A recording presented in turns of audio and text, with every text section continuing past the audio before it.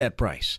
And there's no monthly maintenance fee, no individual check fees, unlimited withdrawals, free debit card, free online banking. Prosperity is the big bank with your community's bank inside, where you find real bankers, not just a bank. ProsperityBankUSA.com. Member FDIC. $100 minimum deposit to open account. You can hear A&M football every game. Home, road, or bowl on Sports Radio 1150 and The Zone 102.7 FM.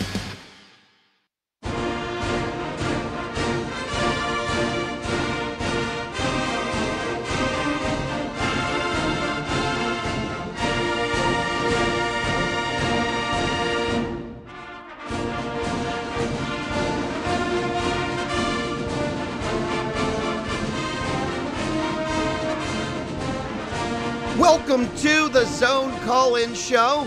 It is sponsored by Texags.com.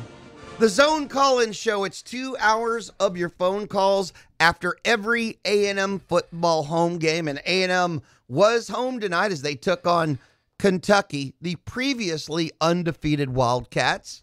A&M in overtime, the victors, 20-14. Aggies knock off the 13th ranked team in the country. I, Louis Bellina, have gathered here along with my partner in crime, Chris Dusty Dusterhoff, to take your phone calls for the next 2 hours. It's called the Zone Call-In Show. Dusty and I will talk to each other. We do it every day here at the radio station, and it's generally not always pleasant, but still, we'll talk. We're friendly. But we're here to talk to you, so you call us with your questions, comments, and or your opinions about what you saw tonight. What does it mean for the future of Aggie football? Your thoughts on what went right, what went wrong. Anything you want to talk about, Dusty and I want to talk about it too. In order to begin the process, I should share the phone numbers because there's two numbers. See the pluralization using S there at the end. Number 1, 979-693-1150. You can dial now if you want to talk. 979-693-1150. Number 2, because I said there's two of them, see? The second number to dial to be a part of the Zone Call-In Show, sponsored by Texags.com. Number 2 is 979-695-9595. No, that's the wrong number. 695-1027. Are you just making up numbers now? What is Dude, going I got on? numbers all over the place. Number 2 is 695-1027. You're going to find that 1150 is already full. People are dialing crazily. People got a lot to talk about. A&M big win at home, knocking off the number 13 team. So already, if you want to get in, you have to call 979-695-1027. We will begin tonight, as we have begun every single night on the Zone Call-In Show, with Dusty's opening thoughts. And I'll leave this to the audience to fill in the blank. Most dominating performance by the A&M defense since. Because I haven't been able to fill that blank in looking at this game. You know, a game where the opposing team never snapped the ball past the 50-yard line, except to start overtime. And they had a negative drive for overtime with a missed field goal. So the most dominating performance. And at the same time, I just said, you dominated. They never snapped it past the 50, and somehow you're in overtime. But not the defense's fault. Right, but not the defense's fault. So a fun game. And the thing that I take away from it over everything else is SEC wins have been scarce at Kyle Field. Top 25 wins have been scarce at Kyle Field over the last 5 years. So you take both of those in. No matter how it comes and whether or not you went there the hard way, this is a big win because Kentucky is a very, very good defensive team. Final score, 2014 in overtime. Aggies have the 20. Kentucky has the 14. Aggies beat the number 13 team in the country. Let's go to the phone lines. We will begin with Steve in College Station. Steve, what do you got? Well, I'm a visiting fan from Kentucky. Got some great neighbor friends that are being hospitable and driving us up here. I just wanted to shout out the fans. Very respectful. Major props to your team. We weren't embarrassed, but anyways, played well. Quarterback could have thrown the ball away a couple of times, but very, very impressed with your facility, and thanks for having us. Thank you for the call, Steve. Glad you Appreciate enjoyed the your sentiments. trip. Yep. We continue with Will in College Station. What's up, Will? We go to Will in College Station. Will, what do you got?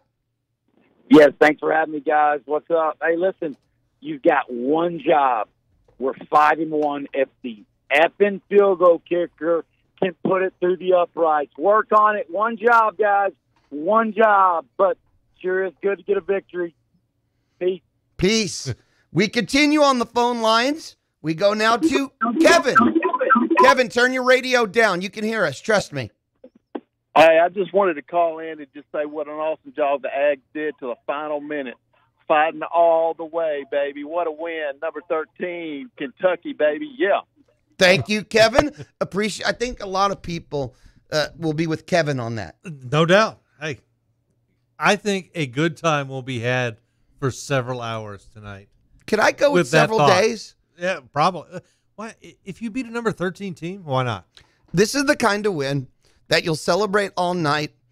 Tomorrow, you'll revel in it, but you get to redo it all again on Monday when you go to work with all your work friends and at the lunch at work and all throughout the office all day. Because you know how it is. You have your friends, your tailgating friends, and your I'll call it your real life friends. And then Monday when you go to work, you have your work friends that you only see at work, and you get to relive the whole win again. This is a 3-day thing. Saturday, Sunday, Monday at least. And another big one coming up. They're all kind of big, actually. Well, it's that part of the schedule, right? Where you can win and you define yourself, and they're all big. They're going to go on the road for 3 straight games against teams that they are plus or minus 6 with, kind of thing. 979-693-1150. Dial now if you want to get in. 979-693-1150 or 979-695-1027. 979-695-1027. It is Jay in Austin. Talk to us, Jay. All right, man. I keep hearing here in Austin about Tom Herman and how he's doing all these great things, but I just don't see him playing any really good teams. Even Oklahoma today, I mean, they almost lost to Army at home. I don't know. I think Jimbo Fisher might have a shot right now.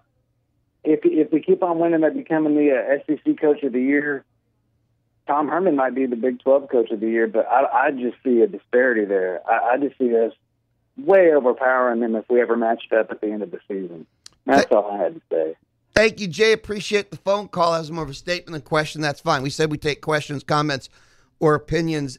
If you want a thought about Texas or Herman versus Jimbo wouldn't lose to Maryland. That's kind of all I know. Thought number 2, now that I'm thinking, Texas would finish 9th in the SEC. Even now, though they're back, they'd still finish 9th in the SEC. I'm trying to count numbers, but yeah, it's in that realm. It's in that realm, but there is a difference. And you saw it, A&M saw it, everyone saw it, the difference in the level of play week in, week out in being in the SEC versus being in the Big 12. The Big 12 has about 5 Arkansas. Correct. That is what makes the SEC what it is. It's not that you play Alabama, although it is, because sometimes other conferences have one dominant team. But you have to go through this grind. Kentucky at 13. South Carolina, when we go LSU there, at no 5, joke. Georgia's LSU. at 2. You have on the rise Florida under Dan Mullen. I mean, I think we all know. Again, it's just, yeah. Jimbo Fisher would not lose to Maryland, and Texas would finish 9th in the SEC. That's my 2 thoughts. We move on. 979-693-1150. 979-695-1027. It is Cole in College Station. What's up, Cole? Hey, my name's Colson, actually. Sorry for that, but thank y'all for having me on. I'm just pumped about the Aggies whooping the hell out of the Kentucky Wildcats. And let's just give it to Travion Williams. He was shooken up, you could see on the sideline, after trying to stop that unfortunate return of the touchdown, and came in clutch in overtime, running for that touchdown. And let's just give it to the Aggies for a great performance this evening. Absolutely appreciate it. Travion Williams, 210 all-purpose yards when you combine his rushing and receiving tonight. 138 on the ground. He was 5.8 per carry. He was spectacular. We now go to Steven, who has his own village named after him. It's Steven from Stephenville. What's up, Steven from Stephenville? Not much, man. How are y'all? Good. What's up? I think I might know this, Steven. What's up, buddy? What's up, homie? Hey, why didn't the Mags beat them by 92 points? What's up? So two things. Number one, 70 yards. Pretty freaking amazing. I can't believe that number. I can't get over it. And then number two, what are we going to do, or what's Jimbo going to do on these turnovers and Mon and all that good stuff? And then number three, I got 5 teenage girls in this car that got to say, that's all I got, man. Hey, drive. He's almost drive hoarse. home He's been safe, screaming man. for a while today. Yeah, he has. Yeah, he has. It's been a long couple days for Steven from Stephenville. What's he been doing? Well, he's been in town enjoying the weekend. Oh, it sounds like it.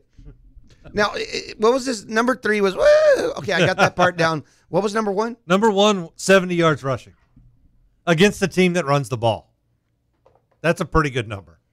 You know, you can't make me understand why Benny Snell only ran the ball 13 times, but, you know, I'm not the offensive coordinator for Kentucky, and Kentucky can have their own post-game show to discuss why Benny Snell didn't get the ball more often. He didn't get the ball but 13 times in a game that was 7-7 in the fourth quarter. I swear to God, all week long, I'm thinking to myself, if this is 7-7 in the fourth quarter, 14-14, anything like that, he'd have 30 carries. And the difference... And then in overtime, 3rd and 2, they come out in the Wildcat, which means Snell's the quarterback in, best player on the field. They call a timeout to do self-trickerization. Not trickerization of A&M, self-trickerization. Okay, what were we saying, Dusty? They came out, and this is how A&M's run defense leading up to this point affected the game plan for Kentucky, and A&M's pass defense probably as well. But you and I know, we talked about this, Snell's the only thing Kentucky has. Wilson can run a little bit as a quarterback. They came out and ran pass. Then Wilson ran the ball. It was the 4th play before Snell ever touched the ball, and that was the only time he touched it in the first drive. That's in the script, right? I mean, that's what you wrote before you got there. We're scared that Snell can't run against A&M's defense. So we're not going to try. That's exactly. We're going to abandon what got us here to 5-0 and what got us to 13th rank. We're going to move on. Now, they did try, and he got stuffed. Because, you know, Stoops was right to an extent, right? You mean when they went obvious? When they had already realized they couldn't pass it all, so they went ultra one-dimensional, then they bring in Snell? Oh, yeah, okay, I got you. 979. Did it work? Did he run? No, it didn't work. He did not. 979-693-1150. 979-693-1150. 979-695-1027. Dial either number. It is Matt in College Station. What's up, Matt? I was going to say, you were asking this is the most dominating performance by the defense. I would have to say it was probably since the Nebraska game. That was in 2010, and then that Oklahoma, that stretch right there, and we still had Bond. Mm-hmm. So that's pretty much all I have. All right, okay, thank you, Matt. I appreciate it. And those are 2 games I go back to in my head. I was trying to think if I'm missing one, but this was pretty dominant. I was thinking back, those 2 for sure. You know, the OU game, am I correct? There was 4 fourth-down stops. The Oklahoma game, there's right. 4 fourth. Bob Stoops got to the point where he's just being belligerent because he wanted to prove he could make a 4th down and still never did. And he still couldn't? Right. Right. He just still couldn't. But in both of those games, I recall those teams crossing the 50. Well, every football game you've ever seen the other teams cross the 50. Do you realize even one of Kentucky's drives started at the 49-yard line, and they still did not have a snap across the 50? Yes, the drive started at the 49. Was that off the turnover when they started at the 49? Yeah, off the turnover. They start at the 49. By the time they punt and A&M returns the punt, A&M gain 2 yards. They get it at the 47. We go back to the phone lines. It's the Zone Call-In Show sponsored by TexAgs.com. And it is it Andrea or Andrea? Oh, hi. Hi. I'm from Taiwan. This is my first time football game in Kyle Field. And how did you enjoy it? Oh, I love Texas A&M very much and Jimbo Fisher because I think he's a very good coach. Outstanding. Will you be going to more football games? What? Will you be going to more football games now that you went to your first game ever? Of course, I will be going to a lot of more football games. All right, Andrea. Thank you for the call. Thank you for sharing. Oh, but I really love the defense in the Texas A&M, but I want to know what's wrong with the fumble and the offense. What about the fumble and the offense? Yes. What about it, though? Oh, she hung up. I wasn't sure what the question was about that. Yeah, I'm not. It wasn't a called play. I mean, I will help you with that, Andrea. Jimbo didn't call that off the sidelines. It wasn't a called play. But in the end, you know you have a lead in the fourth quarter where points have been a premium in this game, and you know you have to take care of the ball. That's number one. Number two, if you're an offensive lineman, follow the ball. You're asking a lot from the A&M offensive line. I disagree completely. Okay, follow the ball. Disagree completely. This was your best offensive lineman. If you can't follow a guy blitzing, you can't follow the guy you're supposed to block, you're not following the football. Fall on the ball. Don't try and pick it up and run it. Not going to happen. Only thing that can happen. Chance for glory, touchdown. Pick it up, go all the way. When we return. They're mistakes that Jimbo talks about. He's trying to get his team over, learning how to win. You have to do that. The one thing you couldn't do is turn the ball over there. You've got the touchdown lead, late game, another first down even, and you've now made the clock come into play. At that point, it wasn't, but you're about to bring the clock into play, field position. And the only thing you could not do is turn it over. Forget the scoop and score. I mean, you just couldn't turn it over. And you did the ultimate only thing you couldn't do, which is turn over, scoop, and score. I dropped my phone. Okay, when we come back, more of your phone calls. And Matt and Steven, you guys have been on hold. Steven, you'll be up first when we return, so relax. We have one and only one open phone line at 979-695-1027. So if you're trying to call and get a busy signal, that's the only open phone line. Dial now. This is the Zone Call-In Show, sponsored by TexAgs.com. For nearly 2 decades, TexAgs has been the #1 Aggie community online. And thanks to that community, we've been able to grow into so much more. TexAgs is now an industry-leading media company that covers Aggie football, basketball, baseball, and recruiting like nobody else. Our staff of over 30 consistently delivers in-depth analysis, X's and O's breakdowns, award-winning video content, and the most reliable inside information you can find. So if you love the Ags, come check us out at TexAgs.com and become a premium subscriber. TexAgs.com/subscribe. That tailgate guy. He's the guy whose car is always way too close for comfort. Sure, you could teach him a lesson by slamming on your brakes, but you're a safe driver. At Allstate, they think you deserve a reward for not stooping to his level. If you've got a safe record, you can save big on car insurance. Safe drivers should pay less. That's Allstate's stand. Are you in good hands? Call Allstate agent Jerry Anderson at 979-764-0015. Discount and insurance offered only with select companies and subject to availability and qualifications. Discount amount may be lower and applies to most major coverages. Allstate Insurance Company, Allstate Property and Casualty Insurance Company, Allstate Fire and Casualty Insurance Company, Northbrook, Illinois. Be good to your vehicle, and it'll be good to you. Hi, I'm Gabriel Garcia from Traditions Mobile One Oil and Lube. And while that's a simple concept, it's so true. We're a full-service oil and lube shop with years of experience. And that experience tells us to always go the extra mile for our customers. Like topping off fluids for free on most vehicles and free tire pressure checks. See Traditions Mobile One Oil and Lube on Villa Maria at 2818 next to Raleigh Car Wash or at East William J. Bryan next to the main post office. Fender benders, parking lot challenges, scrapes, bruises, and bumps. I'm vehicle challenged when it comes to avoiding objects that get in my way. Hi, I'm Mary Mike Hatcher for Oscar & Sons Body Shop. My car is my second office, and it's so important to keep it looking great. Oscar & Sons Body Shop has done just that. As a family affair for over 40 years, they remove cosmetic blemishes to major auto body repair. Google Oscar & Sons. They'll come to you with a free estimate for your repairs. Oscar & Sons Body Shop. They wreck it, we fix it. We are Symetria Recovery, the one outpatient treatment network that focuses on one thing: crushing opioid addiction. With one treatment team. Counselors, doctors, nurses, psychiatrists.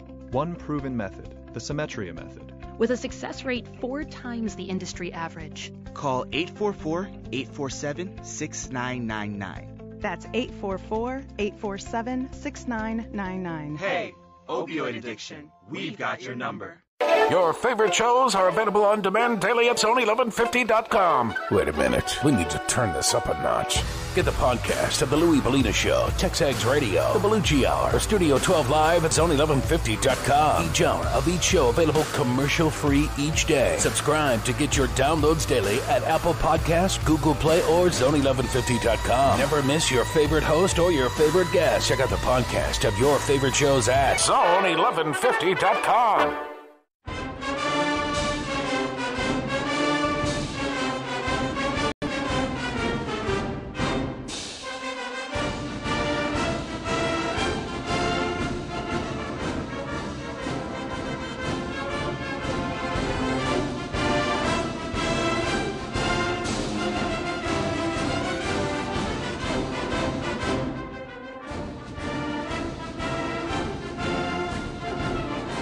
Welcome back. Just getting started on a Saturday night, the Zone Call-In Show. It's 30 minutes after every A&M home game, 2 hours of phone calls. The Zone Call-In Show sponsored by TexAgs.com. Louie and Dusty here to take your calls. We still have one open phone line and only one open phone line at 979-695-1027.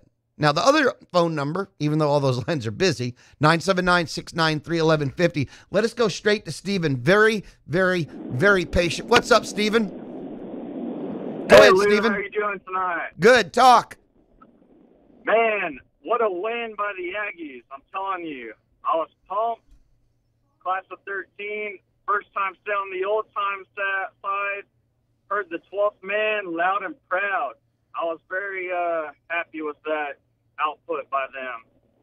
And our defense, man, what a performance, what a win. But I got to ask you, Lou, what's going on with the offense? How long are we going to let this go on? What's going on with Kellen Mond on that side of the ball? It's easy. It's a lack of consistency. The problem with the offense is they rack up tons of yards, but they don't rack up tons of points. And the reason why the yards don't equal points is consistency. Kellen Mond is not very consistent. The offensive line's not very consistent. Kellen Mond has some great runs. He makes some throws. He makes some bad decisions pre-snap. So he'll make some bad decisions post-snap. He'll miss some easy throws. He's not very consistent yet. The A&M offensive line, they run block really well. Pass protection. Sometimes Mond could sit back there, and unfortunately he does just sit back there.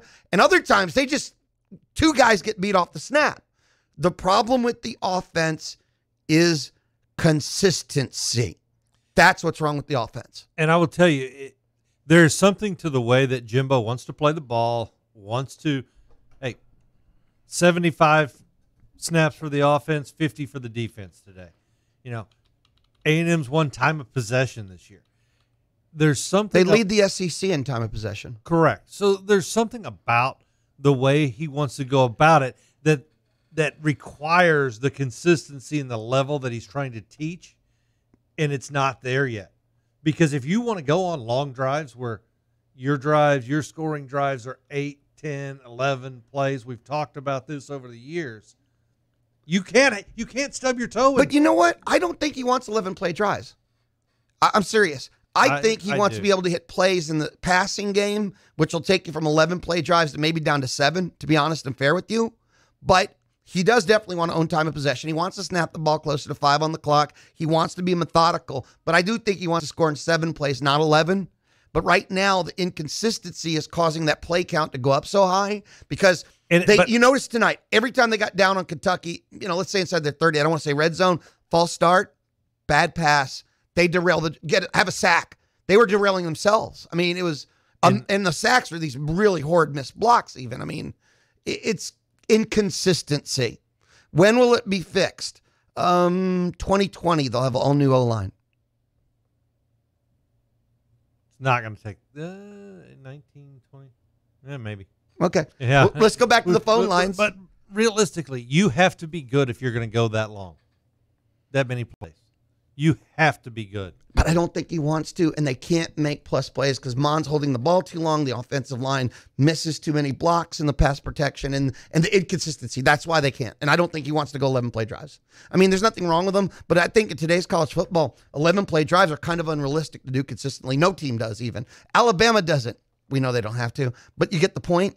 No one does. But Alabama did for years. If you're trying to do 10 to 11 play drives, you're opening the door. You're waiting for something bad to happen because over the course of 10 to 11 plays, you'll get a hold on third down. You'll get a false start on first down. The odds are against you on trying to hit 10 play drives.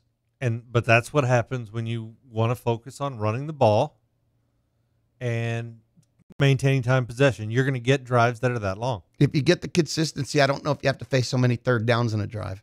That's my thought. We'll continue on the phone lines. JT in Caldwell, what's up? Hey, what's up, guys? Not much. What's on your mind? Not much, but just a great win for our defense tonight. I mean, we really shut Snell out the backfield. 12th man was living tonight, but we're really going to be tested our next 3 games. We got South Carolina on the road, Auburn, and Mississippi State, so we're really going to find out how good we are at this point in the season. So it should be interesting. But overall, what a great win. Defense deserves a W. And shout out to Kellen Mond. I'm from San Antonio, so it's awesome. Thank you, JT. We continue on the phone line. It'll be Mike in College Station. Mike, how do you feel about tonight? Howdy. I thought it was a great team win, and we fought through adversity, which is kind of my big thing. Even after that fumble, we got back. We kind of fought to get that game to overtime, and then our offensive line really stepped up along with our defense, and we went out there and won the game. It was a great team win and a heck of a win in Kyle Field in front of a bunch of recruits as well. So that never hurts. No, it will never hurt to beat the number 13 team in the country in front of a bunch of recruits. And the atmosphere was good. I will tell you, I was surprised that there weren't 100,000 people. Yeah, 99.8, right? Right, because I'm watching the ticket prices, right? They never dropped. You could not buy on the secondary market cheap tickets. You couldn't buy tickets outside the stadium today. And then I see 6,000 empty seats, and I was fairly surprised by that. But the 99,000 that were there were loud. The atmosphere was good, and they stayed the whole game. 979-693-1150. Dial now if you want. Again, this is the Zone. Get in. 979-693-1150. This is the Zone Call-In Show, sponsored by TexAgs.com. We'll go to Matt, who's in Houston. What's up, Matt? Hey, Louie. Thanks for taking the call. I just a question for you. If Benny Snell is the best back before this game, and Travion's got 200-something all-purpose yards, and we shut Benny out, and I get it, he only had 13 carries, but he didn't do nothing with it when he got it, right? So is Travion not the best back? Dusty, is Travion Williams now the best back? Travion Williams was already ahead of Benny Snell in yards per carry. He didn't have as many carries as Snell going into the game. Top of the heap in the SEC. We'll see in the end. But Travion's in front of Benny now. Oh, well, he's the front of the pack in the SEC, in my opinion. We'll see. I'll see when the stats come out. But really, Travion's at the top of the pack. He goes for 5.8 per carry tonight, 138 on the ground. And some people want to knock Travion and say, hey, he racks up yards. But where's he getting them against the good defenses? This defense was number 9 against the rush in the country. Was that the number? He did it tonight. That is the point. Absolutely. That is the truth. Yeah, he did it tonight against a very good defense in Kentucky. This is a legit defense. They were good against the run and the pass, and Travion showed up in both. You know, something I want to throw into the Travion Williams mix. He did something tonight as if, for me, he couldn't get any better, and it's obvious it was the pass catching. I expected, if we go back to August, which right now feels like it was 10 years away, doesn't it? That whole preseason expectation conversation thing. But I always thought he would be integrated in the running game. I always thought being able to dump off, defense going back, turning their back, overcommitting, that Travion would be a deadly weapon in space, right? And seeing some of what that could look like, even though, Kellen Mond still missed him on the first pass they tried to throw to him. Kellen Mond still doesn't look comfortable throwing the shorter passes, but it was great to see. I hope it's permanent. I've always wondered why there hasn't been more of that. And let's talk about that. It's supposed to be easy yards. I know we got callers on the line, but real quick, best halftime adjustment that was made. It was obvious to me when you went to halftime and you came out, you had to attack Kentucky more on the edges. You weren't getting them up the middle, just like they weren't getting A&M up the middle. They got them on the fly sweep, the 54-yard pass that was Let's not get into that. Right. They got on the edge. Jimbo Fisher committed to getting it out on the edge and getting Travion out away from the offensive line and getting the yards. And that's the difference. I didn't see that Kentucky was able to try the same thing and be successful with it. Let us go back to the phone line to Grace in College Station. Grace, you're obviously ready now. Go ahead. Oh, yes. Hi.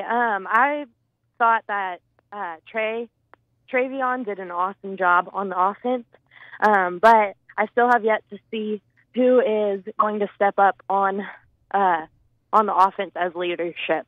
They're just not giving it everything, and we can never really trust what's going to happen in a game. The defense did awesome. We had moments that were great, but we got lucky with some bounces, off the hands into our players.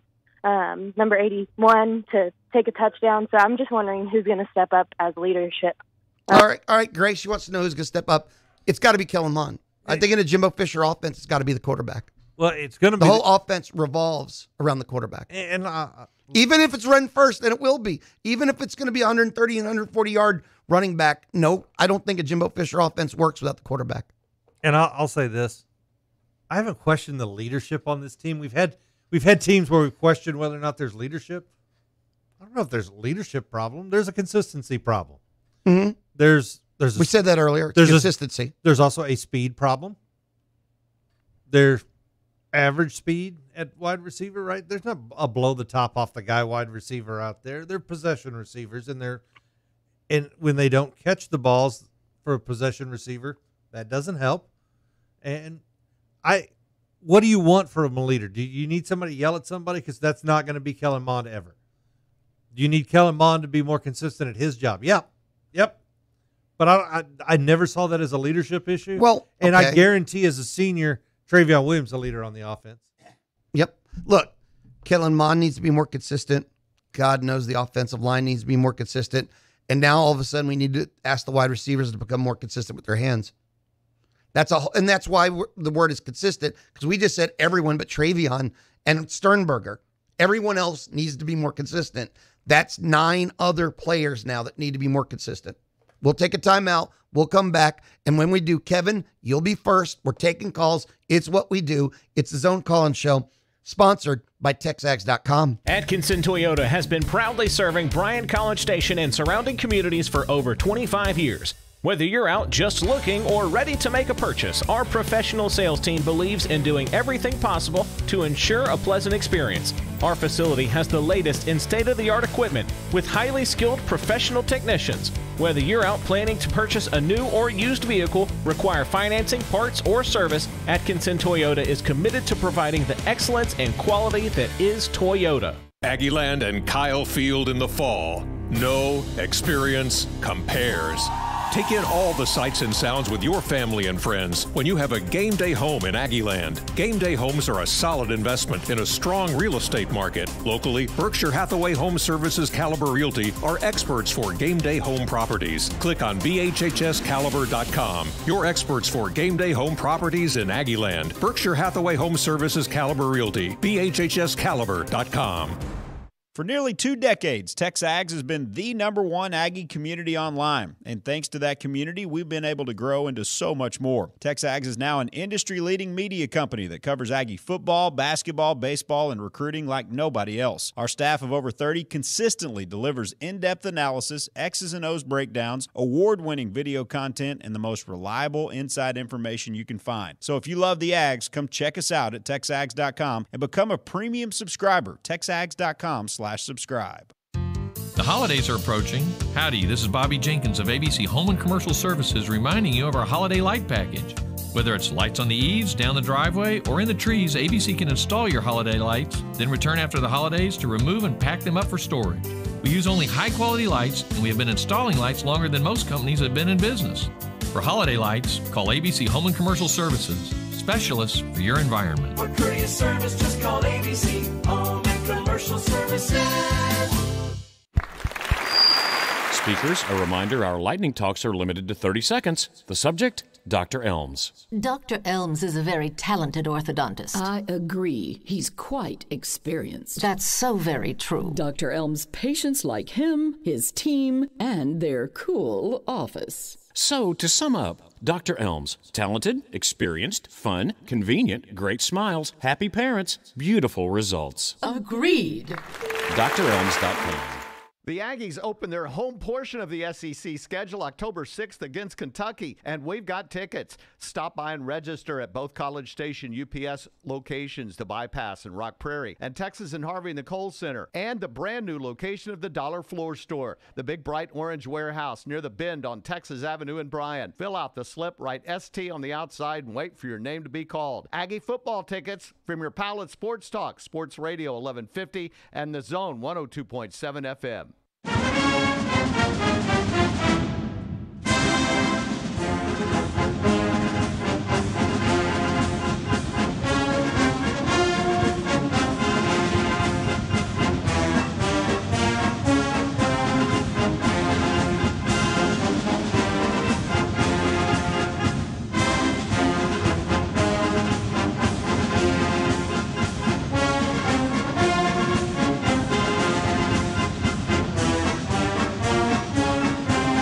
Louie and Dusty and you. That's what the post-game show, the Zone Call-In Show, is all about. It's sponsored by TexAgs.com. Louie, Dusty, you and your calls. So let's go to your calls.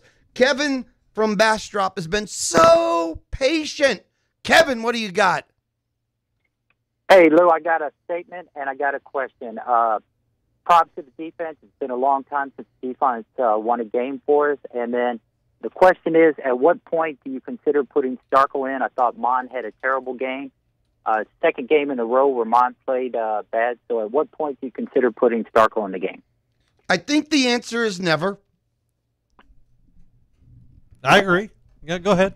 Yeah, I mean, the truth is I don't think it was ever coming up. And I don't think you can build consistency that way. Don't forget, you've lost 2 games, right? It wasn't more than that, right? You've lost 2 games, number 1 and 2 in the country. I just want to count, right? You lost a 2-point game to number 2 in the country. You just beat number 13 in the country. You've handled the rest of the games fairly easily. I will provide one counter argument to you and I. How's that? Right. I will provide one. If you keep turning the ball over 2 times a game, that is the one thing that any coach will open the door for his thoughts on the future of his quarterback is turnovers. This is the 3rd straight game. Don't care who you played, by the way, because just because they're ranked doesn't mean you have to turn the ball over. So it's the 3rd straight game that Mon has had 2 turnovers. And you can't keep winning that way. No, you can't. And the flip side of that, as great as this defense plays, how does a ball not accidentally fall in their hands at some point? Well, Kentucky put the ball on the ground twice. 3 times. I guess I missed one. I remember 2 early. Maybe I missed one late. And still, you could not get a hold of one of them. And the whole thing, Dusty and I are talking about the offensive problem is consistency, and we put Mon as part of it. And here, I'm Jimbo Fisher. I've already identified Kellen Mond as the quarterback I can get to where I believe. I'm the quarterback whisperer. I have fooled how many NFL teams into taking these guys, in the first round of the NFL draft, right? So, and you're successful in the season. Don't forget that part. Don't forget the fact that you're 3-2 and you've played 1, 2, and 13. But I've identified this quarterback who now might end up having David Carr syndrome because all the times where he's getting hit, he's getting pressure, jailbreaking. Even when he's making plays out of it, they get positive yards. He is doing nothing but running for his life or fearing for his life. He's not getting the chance to actually read plays Jimbos are calling. So he is starting to get some kind of shell shock syndrome out of all of this. So my quarterback's not getting the chance to develop the way I'd like because of my offensive line. I got no consistency on my O-line. My wide receivers aren't giving me consistency. There's so much going on that to separate Mon out of it and to believe everything magically is better is false. And Jimbo knows that too. His quarterback's not getting a fair shake because there's so many problems. Consistency. And I will tell you this. We just changed coaches from a guy that as soon as it went every week went bad, threw everybody out. Fired another offensive coordinator. I'm going to replace all 5 offensive linemen. Watch me. No. I think you're going the other direction, and I think it pays off, and it's 4-2. Whatever, I can't count. But they are 4-2, Dusty. That's correct. They are 4-2. Let's go to James in College Station. What's up, James? Yeah, I just had a question. I couldn't tell in the stands the play that Mon fumbled the ball and they returned it for a touchdown. What was that play? Was it a busted play? Did he audible? Was that called by Jimbo? I'll hang up and listen. No problem. It wasn't a busted play. It was another. It was a design run. It was another play that had like a bad snap, and then Mon this time, because remember when he had that quarterback sneak on the 4th and inches, and they got it. He actually had trouble with the snap on that one too, but was able to recover in time. This was another bad snap that threw the timing of the play off completely, and then Mon never recovered off of the bad timing on the snap. I mean, really, that's what happened on the play. It broke down from there. And we haven't seen that this year at all. And it reared its head more than once today. We go back to the phone line. We will now go to Richard in College Station. What's up, Richard? I just want to make an observation. We don't play Texas on the field, but we play them in a big arena in recruiting. And I felt like this afternoon when they beat Oklahoma, it was really important for us to win tonight because there are a lot of recruits and commits and so forth at both those games. And it would have been, I think, very detrimental to us if we had lost. I just wondered if you agree. Agreed. We move on to Rich in College Station. What's up, Rich? Hello? You're on. Can you hear me? Yeah, we can. Okay.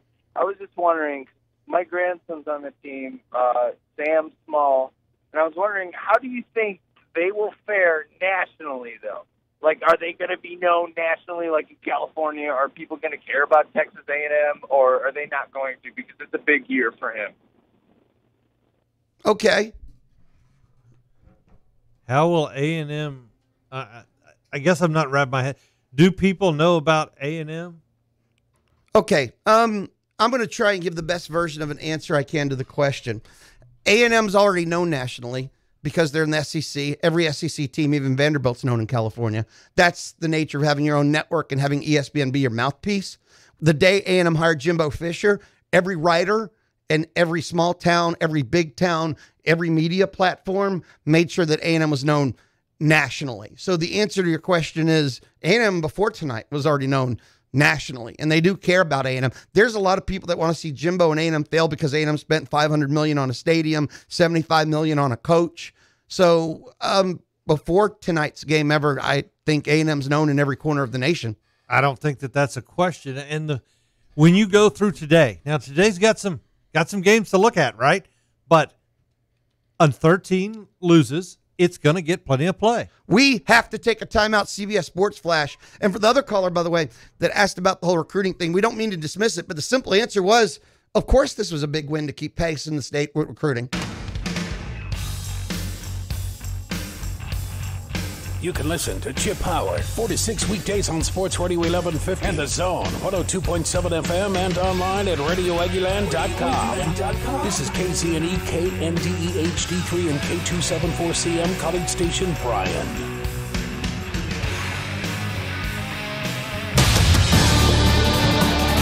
CBS Sports Radio.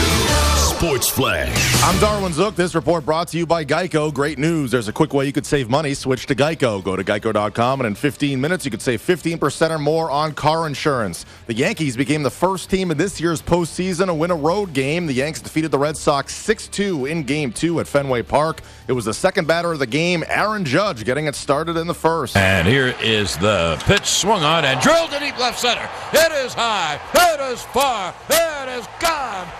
Way back in the monster seats in the deepest part of left center.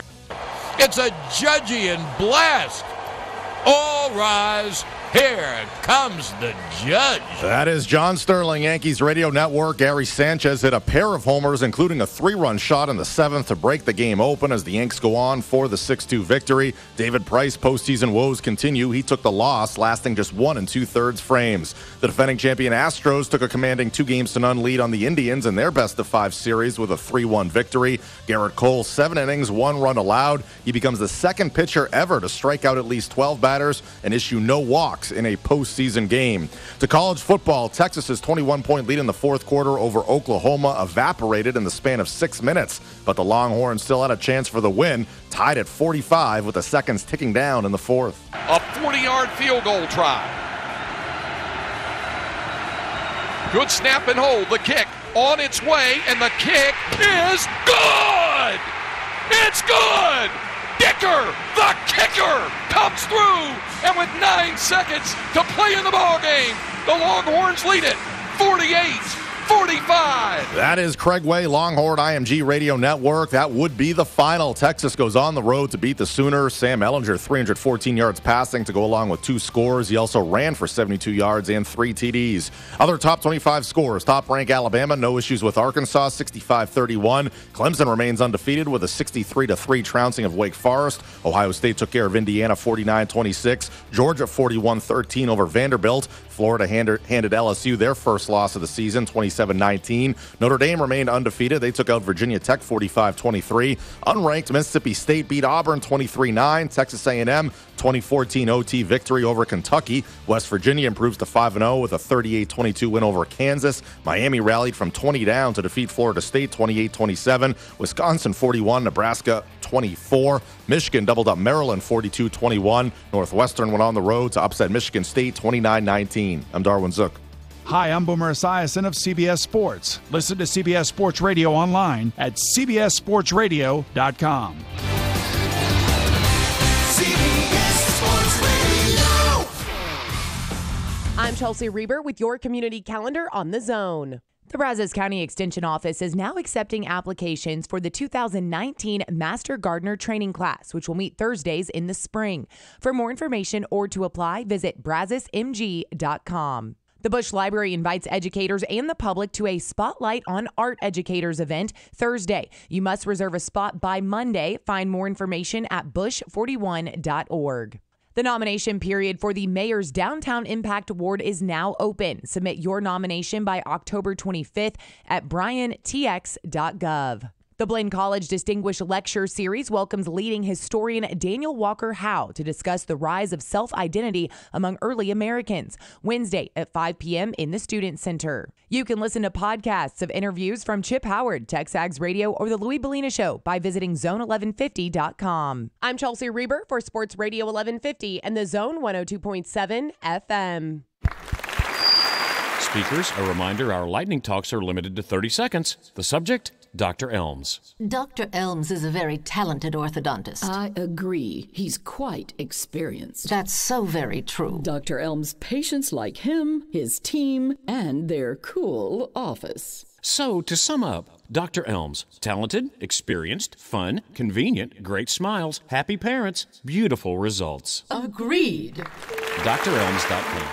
For nearly 2 decades, TexAgs has been the #1 Aggie community online. And thanks to that community, we've been able to grow into so much more. TexAgs is now an industry-leading media company that covers Aggie football, basketball, baseball, and recruiting like nobody else. Our staff of over 30 consistently delivers in-depth analysis, X's and O's breakdowns, award-winning video content, and the most reliable inside information you can find. So if you love the Ags, come check us out at TexAgs.com and become a premium subscriber. TexAgs.com/subscribe.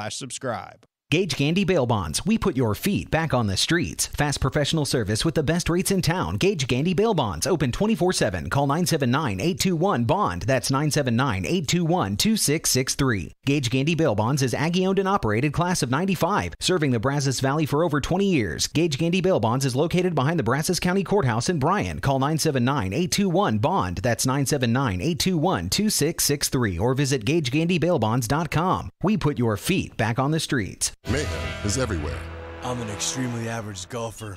I take my first full swing of the day and hit a perfect duck hook over the frontage road and right through your windshield.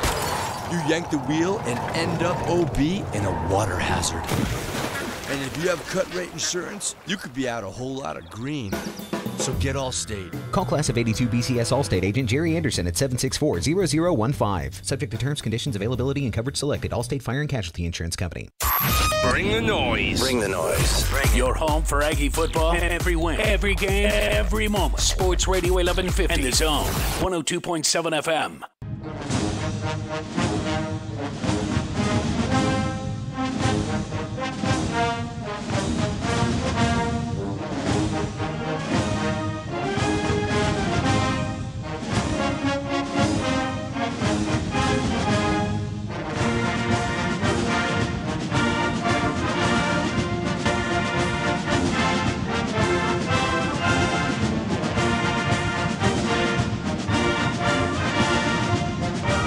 Welcome back to the Zone Call-In Show, sponsored by TexAgs.com.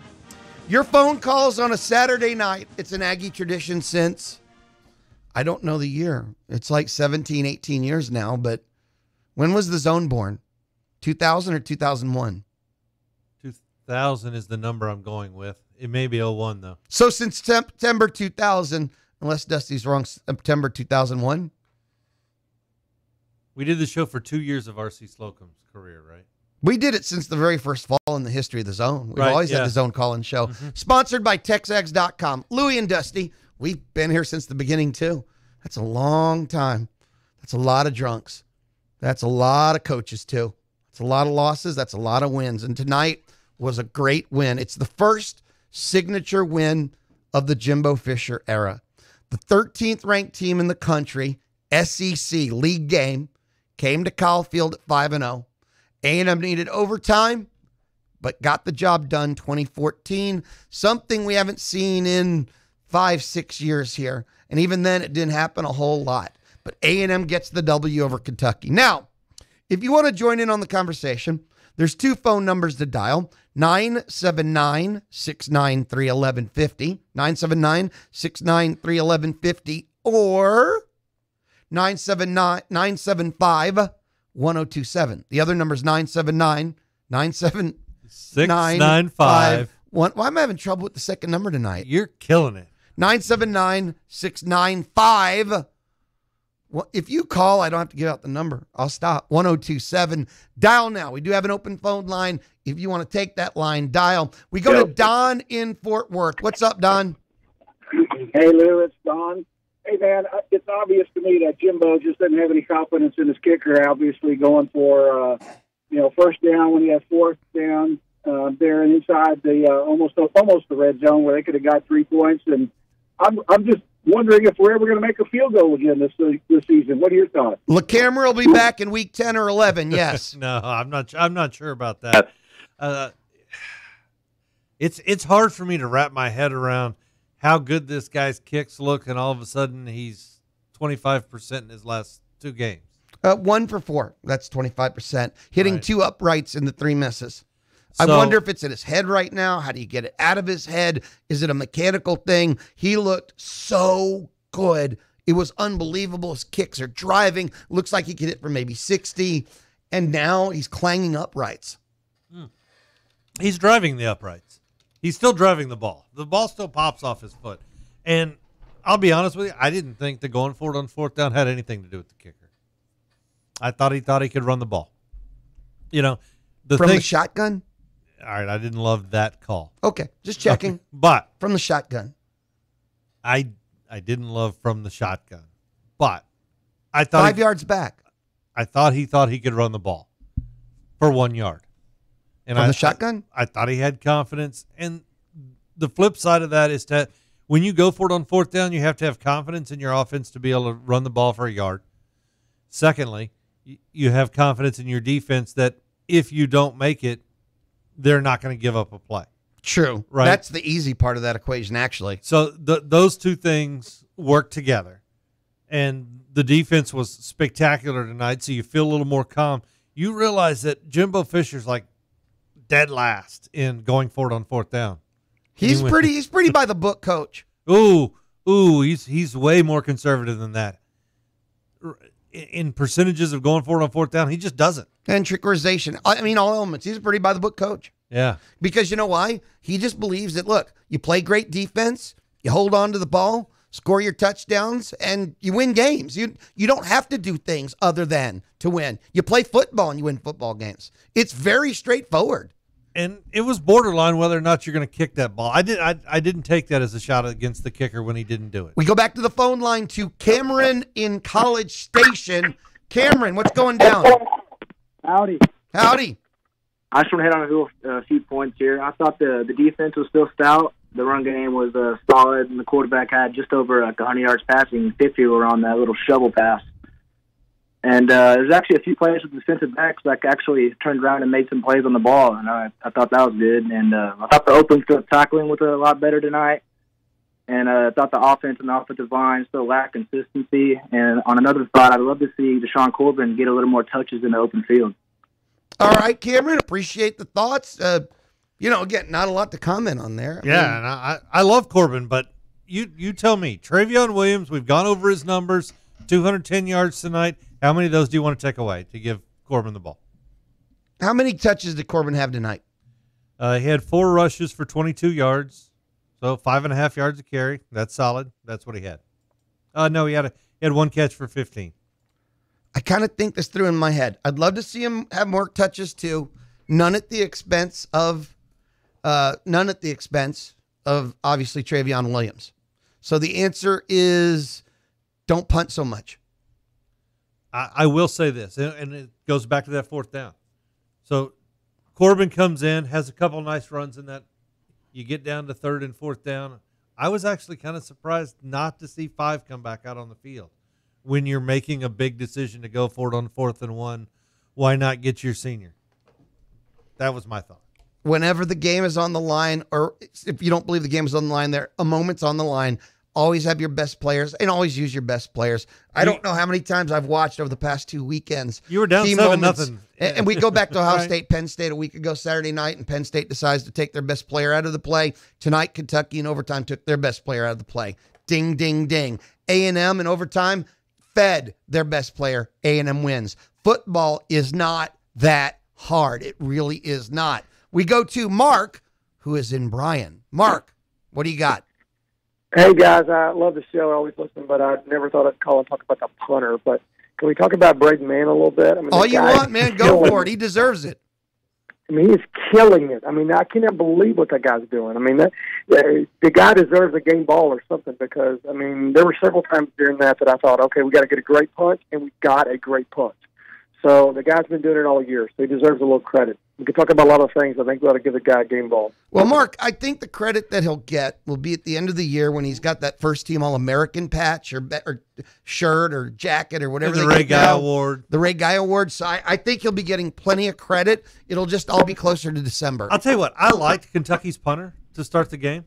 Yeah. And I'm watching, a couple of punts go back and forth. Yeah, but he was only averaging like 55. I mean, and I'm pretty going, weak. He's calling Braden Mann out. So Braden comes out the next time. After I said that, he kicks an 82-yarder. 8-2. Sick, man. 8-2. Even the ball, even when it bounced on the 1 yard line, I mean, that was right there. I mean, the guy's doing everything he's supposed to do. The 82-yard kick was the longest in college football this year, third longest in A&M history. All right, he's mad. What was his average today?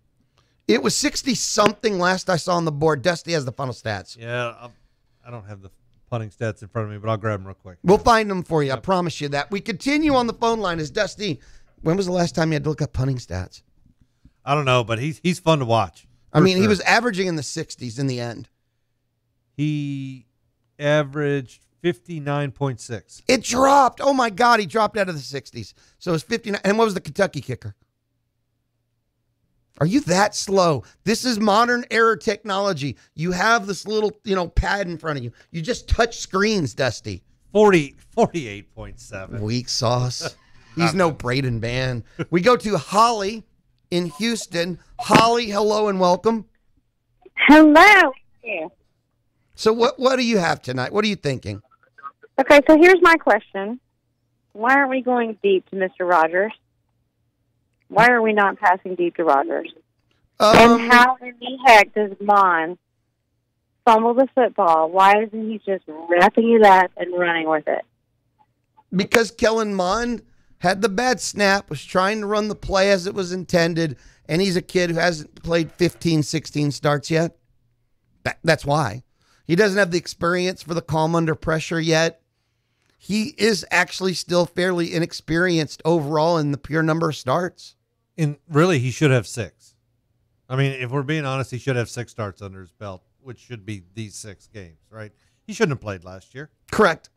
I don't know how much experience he actually got from last year, and most of it was scarring. Yeah, and most of it's not good. And honestly, a guy who has a freshman year like that, we've seen top-notch, top recruits have a freshman year where they ran for their lives and never recover. Curl into a ball and die is what I call it. Right, but Kellen Mond has recovered. Yeah, that mistake hurt. It hurt also not falling on it, trying to pick it up and run it when that's not what you do with the ball on the ground. Are you talking about the O-line again? Yeah. They absolutely pick it up and run it. We've discussed this already.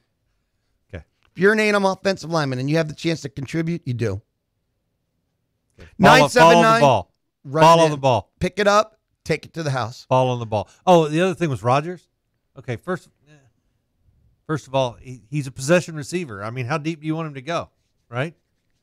He's a big kid. Get him the ball.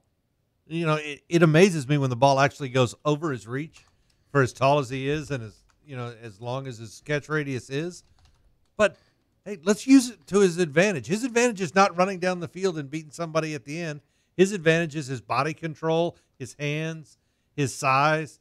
Go to the first down marker and beyond and catch it down the middle, right?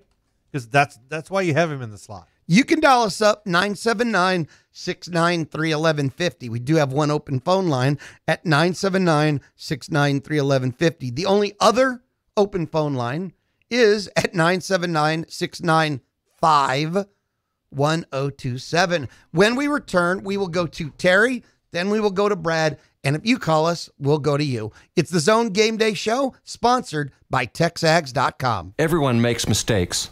Mistakes can land you on the wrong side of the law.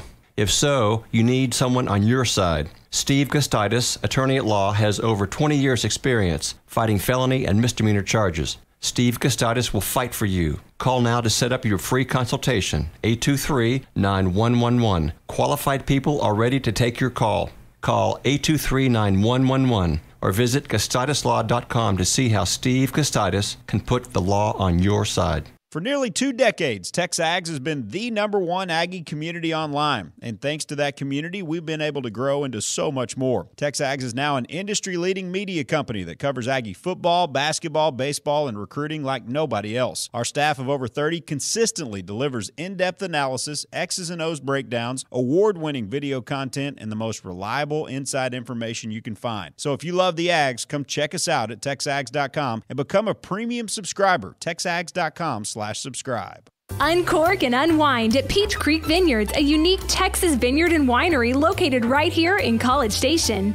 Enjoy local wines as you experience the tranquility and peace of Texas country charm found at Peach Creek Vineyards. Sip with friends in the tasting room or under the pavilion overlooking the vineyards and ponds. Open Tuesday through Friday, 3 to 6, Saturday from noon to 6, and Sundays by appointment. Learn more at peachcreekvineyards.com and find Peach Creek Vineyards on Facebook for upcoming events.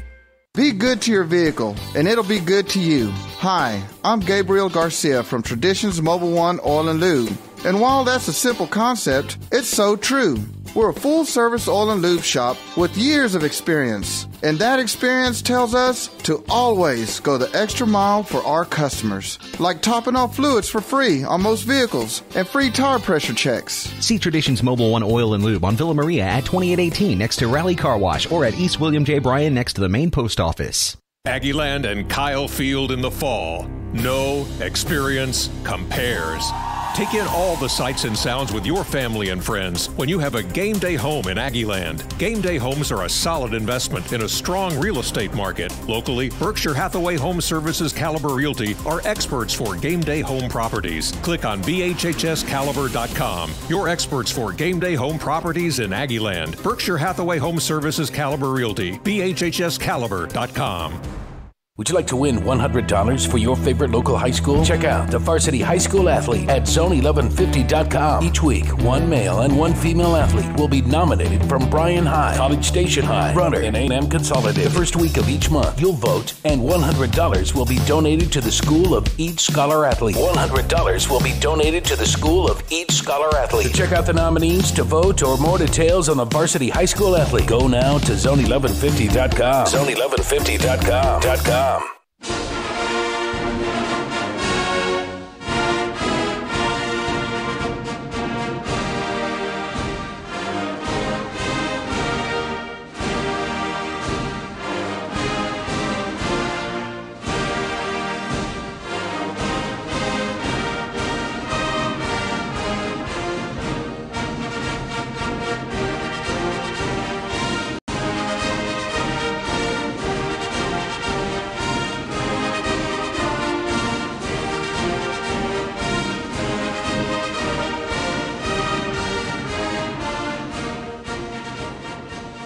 Welcome back to the Zone Game Day Show, sponsored by TexAgs.com. Or the post-game show, either way. What did I say, Zone Game Day Show? Yeah. They're both sponsored by TexAgs.com. It's true.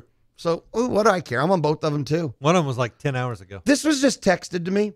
I will share a little statisticalness with you. The Division I single-season record for punts over 60 yards is 13. Okay. Man has 12.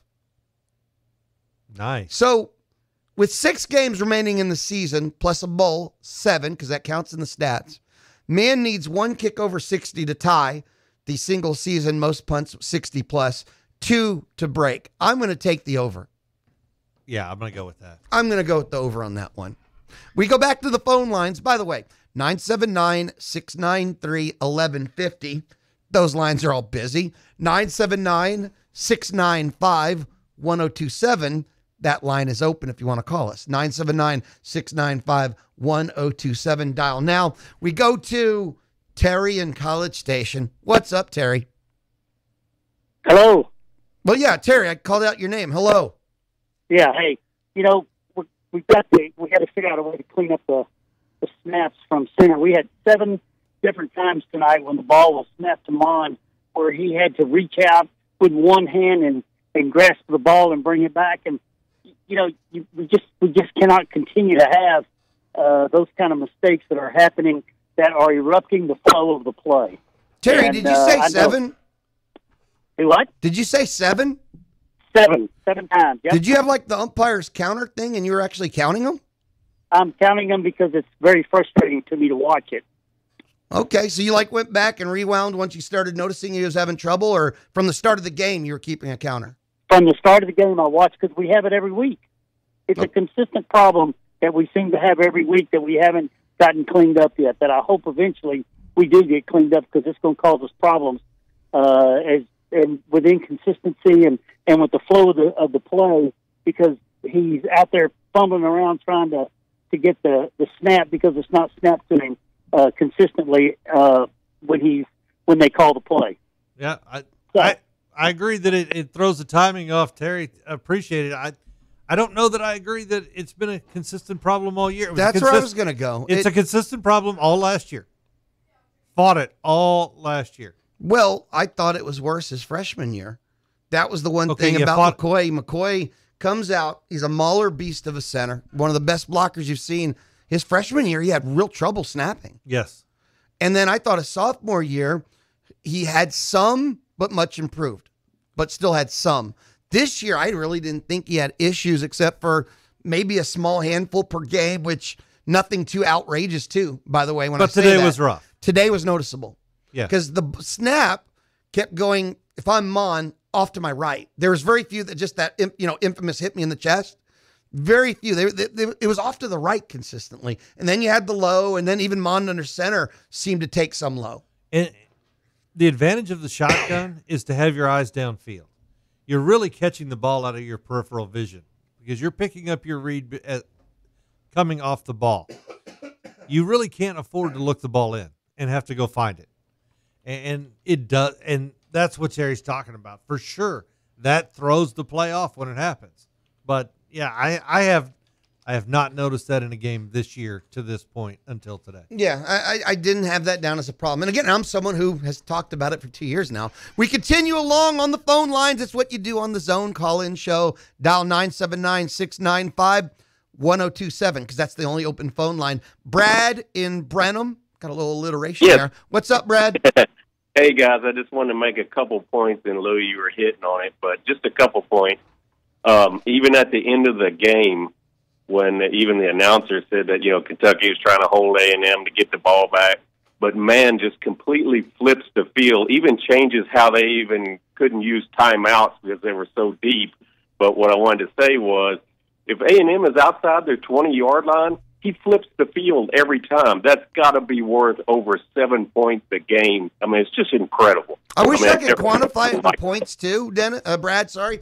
I wish I could quantify it in points, but it does feel like it's this overwhelming advantage. It feels unfair. Yeah, just between the yardage from both teams punting, you're probably looking at about 65 yards difference over the course of the game in what he's punting and what the other teams is punting. So you're probably looking at least a score or striking I mean, it's just incredible. I've never seen anything like it. Brad, same, Brad. Thank you for the call, and 100% with you, dude. Thank you. We continue on the phone line. Is it Denise or Dennis in Houston? For Denise. What's up, Denise? Hey, it was a great game tonight. I was there, season ticket holder. Love it. So I just have a question about, sitting where I do, I see, some of the snaps that come out. It looks like they're high into the right for Mon, and that he has to sometimes sort of grab and reach for them, or they're going to be missed. And just curious, is that by design, or is that No. Oh, God, no. Oh, she hung up already. No. No design for him to have to move and shift, and no. We just talked about that. You just explained it, Dusty. Yeah, I mean, yeah. We'll move on. It wasn't by design, and it wasn't good, so. No, it's not by design. And again, it's something that hasn't been consistently an issue all year. Just tonight, for whatever reason, it was consistently a problem tonight, but it hasn't been consistently a problem this year. Call us at 979-693-1150 or 979-695-1027. Our producer tonight, Megan, has had her worst spelling night of. How do you spell Bastrop, Dusty? Bastrop. She didn't have a T. How do you spell Houston? Houston. That's not how she spells Houston. Okay. She's having this awful, awful spelling night. But hey, here's the thing. You knew it was Houston, right? No. Yeah, you did. I stared at it for 10 minutes. You just told me it was Houston. After 10 minutes of Leave her deliberation. alone. It's a long day. Move on. Take the call. We'll go to Matt in Houston. Austin. Matt in Houston. How you doing? Good. How are you guys doing tonight? All good, dude. What's up? Good. Hey, just one comment and then one question for you guys. First off, proud of Mon tonight. Pretty sure Game 6, first game this year, he did not take a delay game penalty. So props to him in that regard. Awareness is improving. And my question to you guys is I think I understand what Stoops was thinking, though if I was a Kentucky fan, I would not forgive him for having almost 2 minutes of clock time left in the fourth quarter with the chance to go down and at least get into field goal range and kick a field goal to win the ball game, and you do absolutely nothing and go into the end of the game with all three timeouts. So I'll let you guys discuss that, but I would be beside myself as a UK fan seeing how he managed the last 2 minutes of that ball game. Well, Matt, look. Part of it has to do with his offense couldn't do anything. We talked about this a little bit earlier. We understand not everyone hears every minute. So a quick recap. If I'm a UK fan, first off, I like Lexington. I've been there a bunch of times. Go on the the Bourbon Trail. That's a good time. Has some really good distilleries and breweries. Really great places to eat. But that doesn't have anything to do with what you're asking. I just forgot to throw that in there. If I was a UK fan, I'd want to know how the hell Snell ends up with 13 carries. First off, that's your game plan. So before I can even get mad at that end sequence, I just have to know the game plan going in. So I decide that I'm going to come out and pass in 3 of our first 4 plays with the worst passing quarterback in the SEC. Brilliant. On the road, hostile, loud environment. So I'm going to pass when I can't. Brilliant. I give Snell 13 carries in a game that's 7-7 in the fourth quarter. A&M never forced me to stop running the ball. The score never dictated it. I know the defense. You're like me, like, Lou, the defense held you. Of course they forced them to. That scoreboard never forced me to stop doing the thing that we do, the thing that got me undefeated, the thing that got me 13 in the country. The scoreboard never said stop running, and we did. They had Wilson carry the ball more than him, and Wilson can't run. All the hype about Wilson as the running quarterback. Let's see. He's not elusive. He's not fast. He doesn't run over people, and he loves to slide before the first down marker. Hello, Kyler Murray. I have no clue what their philosophy was. It was so disjointed, nonsensical garbage. Benny Snell wasn't ripping off runs, but I don't care if I'm Kentucky, I'm going to keep giving him the ball. Well, we saw what the alternative was. It was the offense they put out there tonight. Right. The alternative not using him is the exact performance they got. The offense that didn't cross the 50. So, yeah, and look, why am I getting worked up? I'm just playing the UK fan part. Right. That would be my questions for Mark Stoops and and their offensive coordinator. It actually leads to what he's talking about at the end of the game, and how do you know they weren't trying to actually at the end of the game? You noticed that they did. He ran for like a 10, And then in their version of the universe, they were only maybe one play away from trying to get a field goal. And then they ended up stalling out like they normally did by taking one, and all it takes is one negative play. And it ended at the end of the game. Because with that time left, they actually were trying in their way to snail their way into field goal range. The problem is you cannot run up the middle against this A&M team. And you can't pass.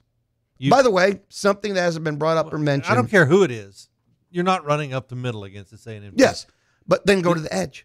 Try something different. The containment will give it up sometimes. For all the criticism and heat that we have thrown at the secondary, to not compliment them. I don't care what you may think of Wilson as a thrower, and I really don't care what you might think of the wide receivers for Kentucky. We have to give it up to them for having their best game of the year, for not having anyone behind them, for actually having coverage, for breaking up passes. The secondary tonight did their job and looked good in pass coverage. They faced other teams that really couldn't throw that well, that tried to, and they got torched. They did great tonight. First play that goes... Donovan Wilson, open field tackles. Oh, my God. With his head up. Yes, that's why he was in the whole game. First ball that gets thrown at Charles Oliver's way. Because he's been there all season, and we're just going, hey, turn around and knock the ball away. First ball gets thrown his way. He turns around and he puts his head on the ball, knocks it away, and I'm going, all right, hey, progress, right? Secondary had a great night. Not a good night. They had a great night. It's all those little steps. If you can't run on this team, they're gonna be tested. I think there makes some difference that you made a change at safety tonight. You get a faster guy, a better coverage guy in Carper, who was out with injury, but I didn't see another safety come in. If they did, I just missed it. But help out the coverage, right? Maybe you give up a little bit. He's a little less physical. He's not going to, come in the box. Although he made some great tackles. He snagged Snell, who actually thought he was going to bust through, and here comes Carper, rips him down. So while he's not as big, I don't want to say he can't tackle because he tackled well in the open field, but it's a faster, more coverage guy. And I'll also note, and I noticed this at the end of the game, when A&M switched to go 3 linebackers in overtime. Okay, so they pulled the nickel off the field. Secondary was Renfro and Oliver, Donovan Wilson, Caper Smith. You left your starting nickel in to play safety, pulled the other safeties off. It's been a consistent thing. We need the safety play to improve, right?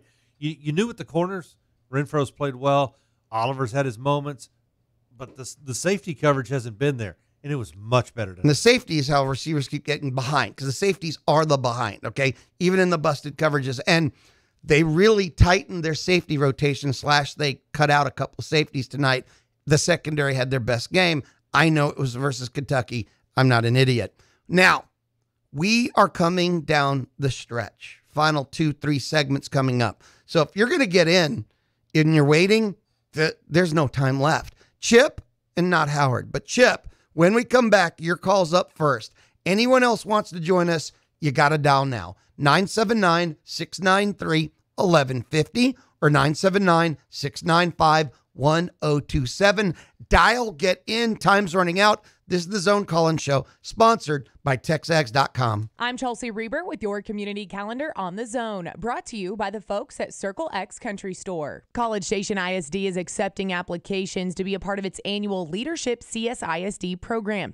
For more information or to apply, go to csisd.org by Monday. The Salvation Army will begin its Angel Tree program next week from 9:30 a.m. to 3:30 p.m. at its Bryan location, with the accepting of applications and interviewing families. The program is open to families with children up to 12 years old. The Navasota Theater Alliance's comedy A Southern Fried Murder is now playing at the theater in Navasota. Find showtimes and purchase tickets at navasotatheater.org. You can now subscribe to podcasts of TexAgs Radio and The Louie Beliucci Show at Google Play or Apple Podcasts. Community Calendar is brought to you by Circle X Country Store. Lose yourself in a wonderful mix of one-of-a-kind gifts, the latest in ladies' clothing and accessories, plus cinch for men.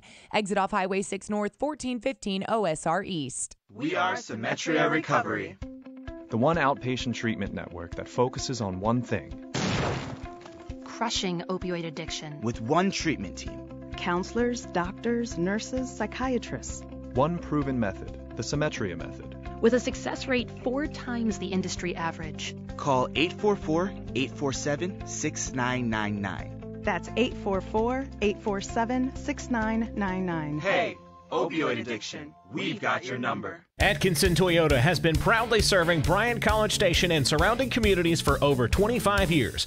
Whether you're out just looking or ready to make a purchase, our professional sales team believes in doing everything possible to ensure a pleasant experience. Our facility has the latest in state-of-the-art equipment with highly skilled professional technicians. Whether you're out planning to purchase a new or used vehicle, require financing, parts, or service, Atkinson Toyota is committed to providing the excellence and quality that is Toyota.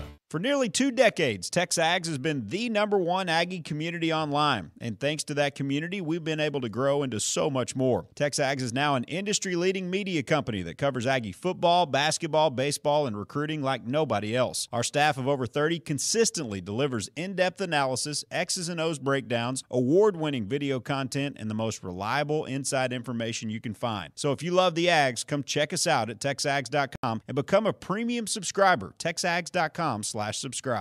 Hi, this is Bobby Jenkins with ABC Home and Commercial Services. This is the time of year when rodents are flourishing. That means rats, raccoons, and mice are seeking shelter inside your home. No matter what kind of rodents you have, ABC can create a plan to get rid of them. Close up the openings where they come in and catch any that may be in your home. Plus, all ABC specialists undergo background screening so you can feel comfortable with our team on your property. ABC Home and Commercial Services, specialists for your environment. For courteous service, just call ABC Home and Commercial Services. When you hear the Aggies on The Zone, think about the businesses backing the Ags all season long. Team Ford of Navasota, Zwerneman Flooring, the Bacon Trust Bryan College Station, Pioneer Steel, The Sleep Station, Rudy's Barbecue, and Hargrove Crop Insurance. Here's a big gig-em to all these sponsors. Now that's some good bull. You're listening to the flagship of Aggie Athletics, Sports Radio 1150 and The Zone 102.7 FM. We're in the home stretch of Aggie football, so don't miss the Beliucci Hour, powered by HomeSpark, every Tuesday and Thursday from noon till 1 at The Tap with Ryan Brauninger, lead recruiting analyst for TexAgs, along with Beliucci. Get Aggie previews, reviews, and recruiting info, plus a pick'em contest. And enjoy lunch specials, which include a side and a drink. Can't make it in person? Watch the Beliucci Hour live on Facebook and YouTube. The Beliucci Hour, powered by HomeSpark, every Tuesday and Thursday at The Tap from noon till 1.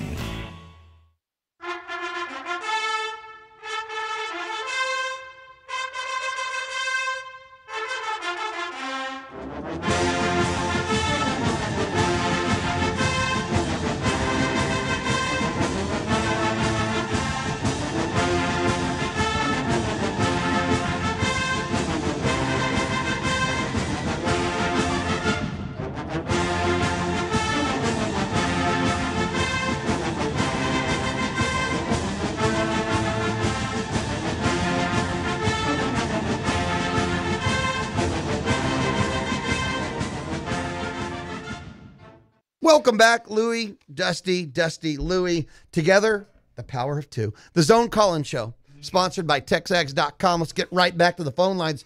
Chip, you have been extremely patient. It is greatly appreciated. Share with us, what are you thinking tonight? You know, I just wanted to say I feel like the Aggies have, turned the corner under the Jimbo Fisher era. What I see here is we got to remember this. A lot of critics out there, but this is still a Kevin Sumlin recruiting group, and Jimbo Fisher is bringing his theory in on football and bringing it there. And I've seen a team that after they Kentucky got the turnover, ran it back, and tied it up at 14. I've seen a team that used to would have laid down, but tonight they stuck with it and they played hard until the end. I think that's an excellent point. I believe in Jimbo Fisher. I really believe in him. Chip, so do I, from the start. I mean, look, Chip, thank you for the call, first off, and thank you for your patience. But the whole thing about that fumble Mon had, it's 14-all. Kevin Sumlin team, they would, we're at the time of the year they would have crumbled. They wouldn't in September. They still would have rallied and won. Remember, it depends on the time of the year if we're talking about Kevin Sumlin teams. Well, they've already lost this year, so yes. Yes, they would have easily crumbled on this one, but I don't care about that anymore. I mean, I really don't. Jimbo Fisher, one setback does not lose the game. When the clock's at 0 and you're behind on the scoreboard, because that's the whole Jimbo thing, you go to the clock at 0. He's made a point of that, the timeout Alabama and so forth. So think of the Clemson game when, the Starkle play and, just the mistakes that were going on. It didn't matter. The team just kept answering, and they ended up the 2-point conversion away from overtime, forcing it in that game. And that's their approach to everything. And that's, talk about the most perfect way to be. Even when you're successful, it's okay. That gets left behind too, because they're still, look at the clock. That's how much longer we have to play. So even when you score the great run, you make the great pass, you get the touchdown, you take the lead, that moment doesn't overwhelm you, so you forget the next play too. It goes both ways. And that's just Jimbo Fisher in football. And if you listen to him talk, and his message is fairly consistent every time, he talks about, hey, I'm trying to get this team to understand what it takes to win football games and to know the moments in the game where you step up, know the moments when you step on their throat, know the moments where, hey, something bad just happened and you got to stop them. And they did those things tonight because the 14 points. After the Mon pick, they forced a 3-and-out, right? When Kentucky had the ball at the 49 and ended up, not getting across midfield still. Not getting across midfield. And not only that, they gained 2 yards on it because I kept saying I knew it was going to happen, and it finally did. Paul gets a return, right?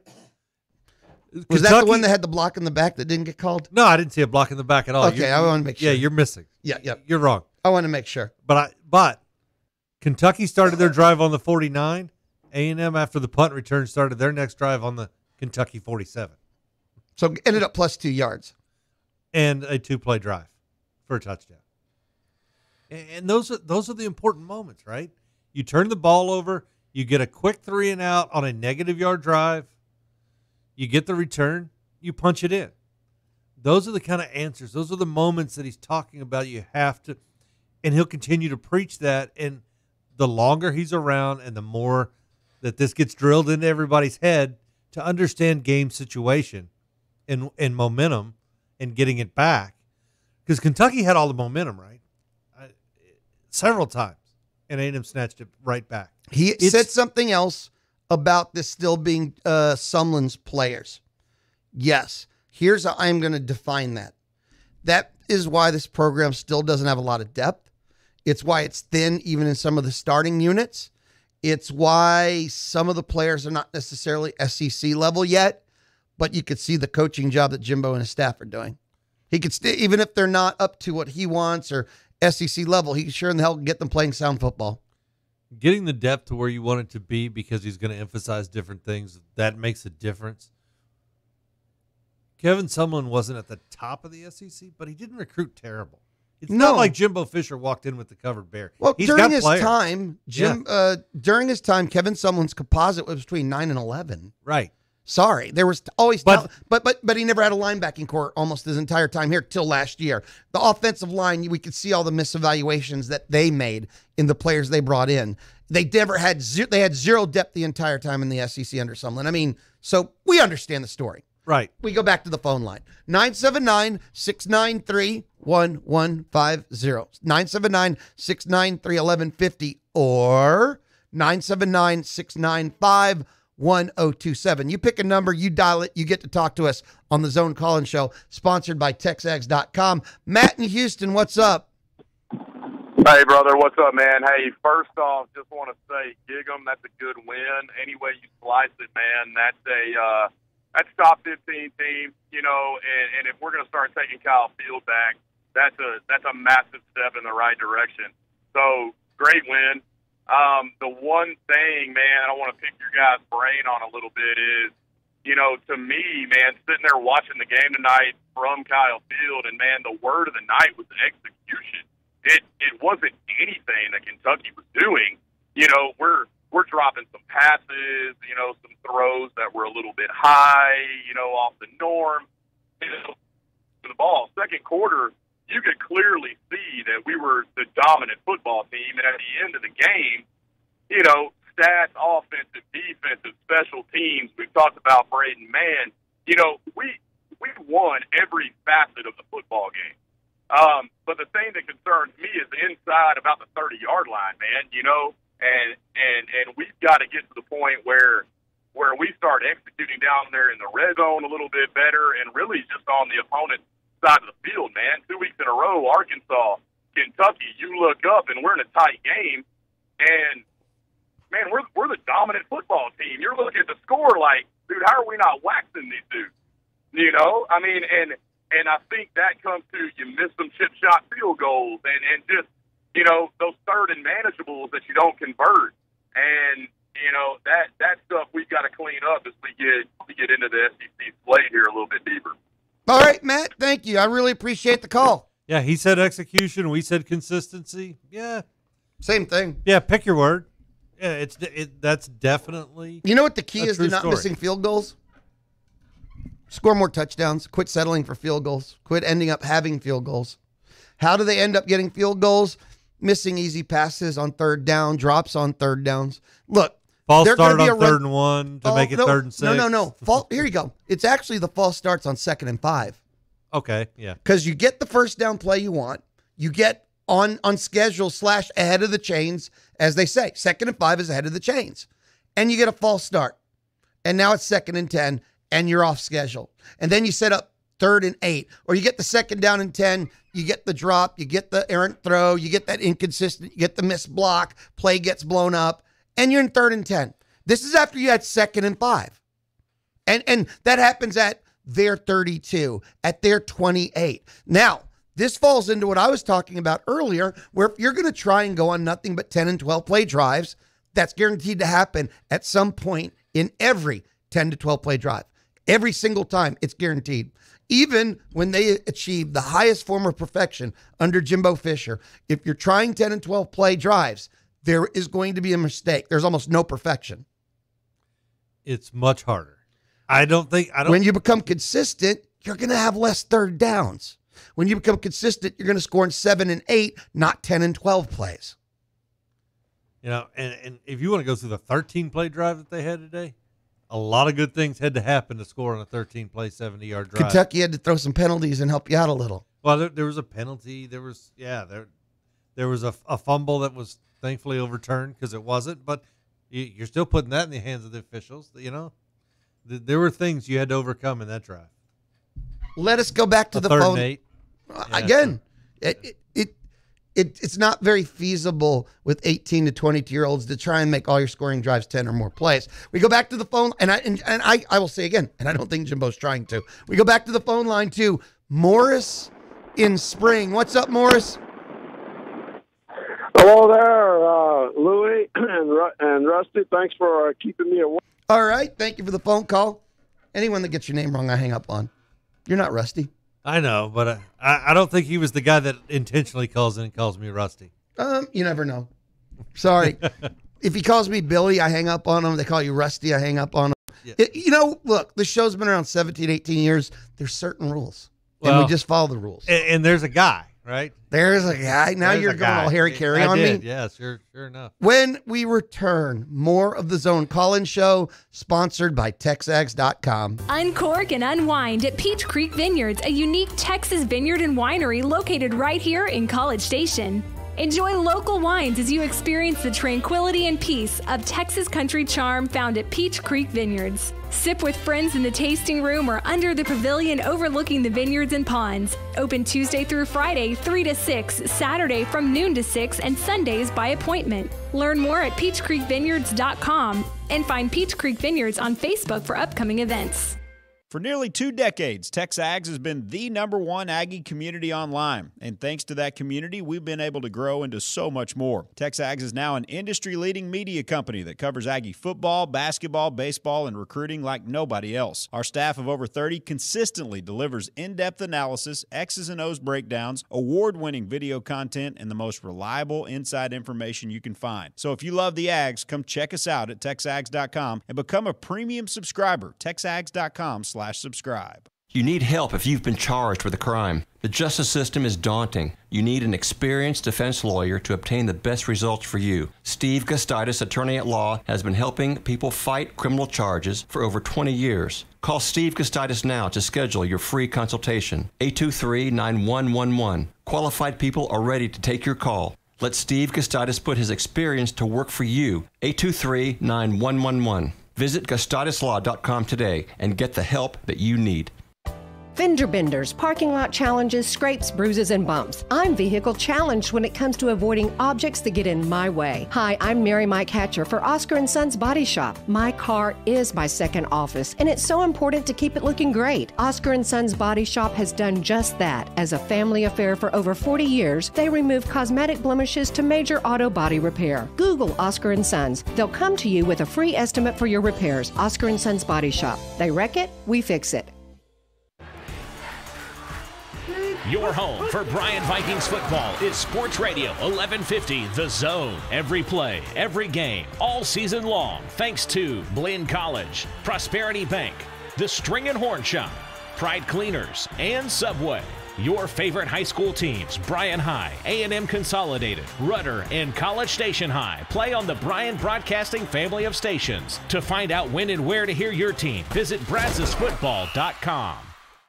On Sports Talk, you never know who will show up on the other end of the phone line, like Aggie Hall of Famer Dat Wynn. Everybody asked me, what do you think about this team? What do you think about Coach Fisher? As a colleague, conversation I had with him, he's a football coach, football number one thing, and he's going to impact these young men to be better human beings in society when they're done playing. Sports Talk, great guests, great conversation. Weekdays from 4 to 6 on Sports Radio 1150 in The Zone 102.7 FM.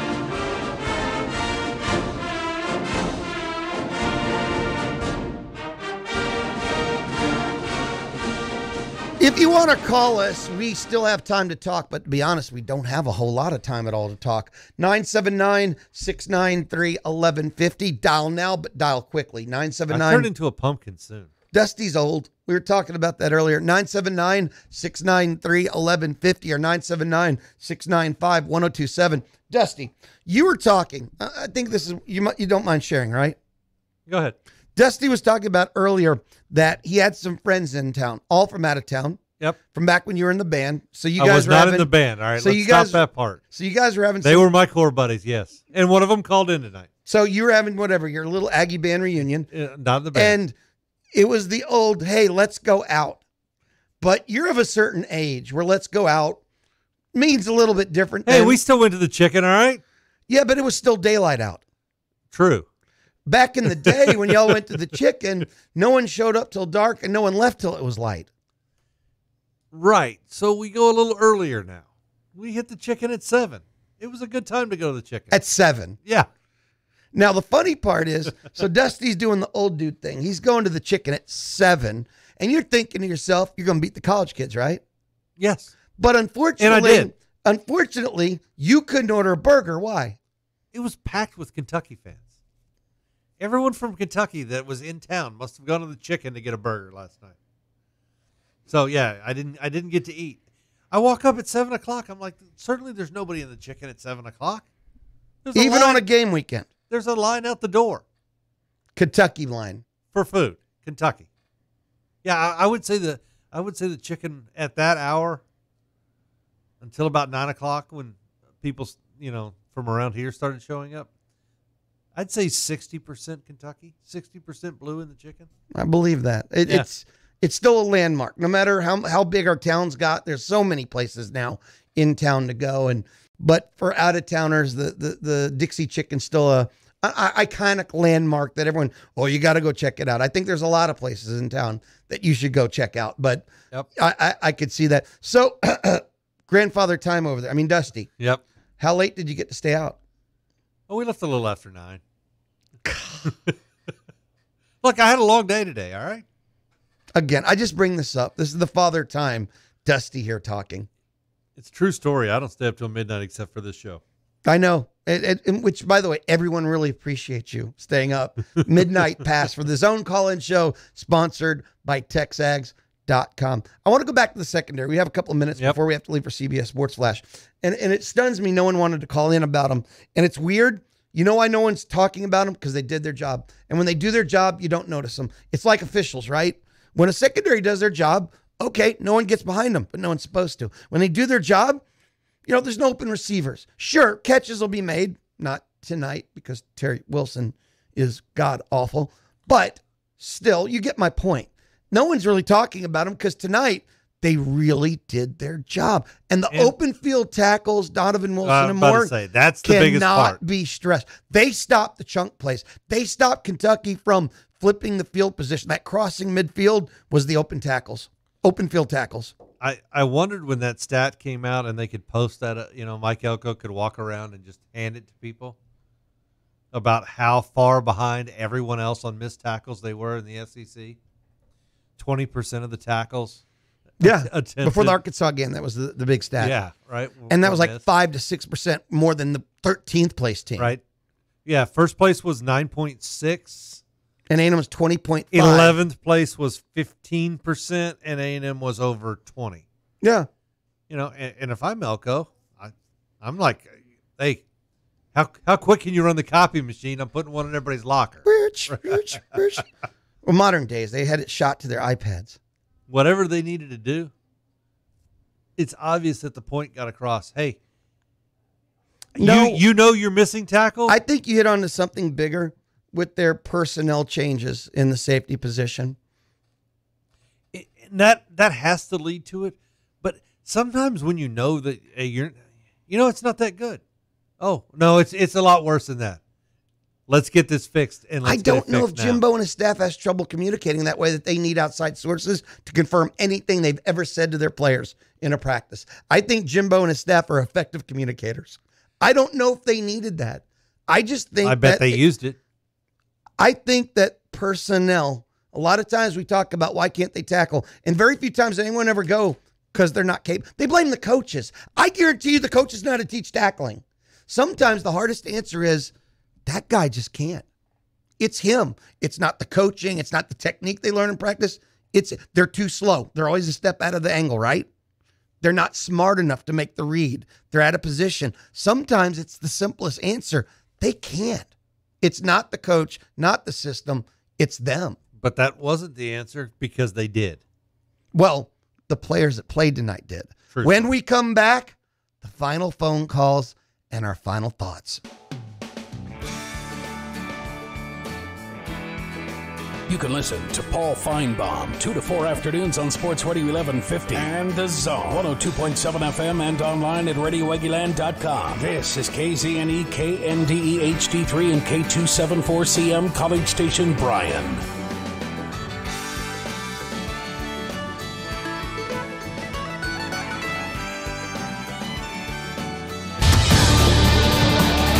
CBS Sports Radio. Sports Flash. I'm Darwin Zook. The Yankees' Gary Sanchez hit a pair of home runs, including a no-doubter 3-run shot in the 7th inning to break the game open against the Red Sox at Fenway. The Yanks go on for the 6-2 win and even their best-of-5 series at 1 game apiece.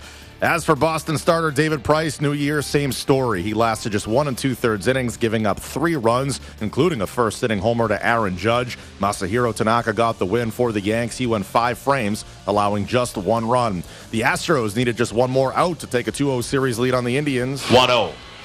And Donaldson skies this one into center. Playable for Marisnik.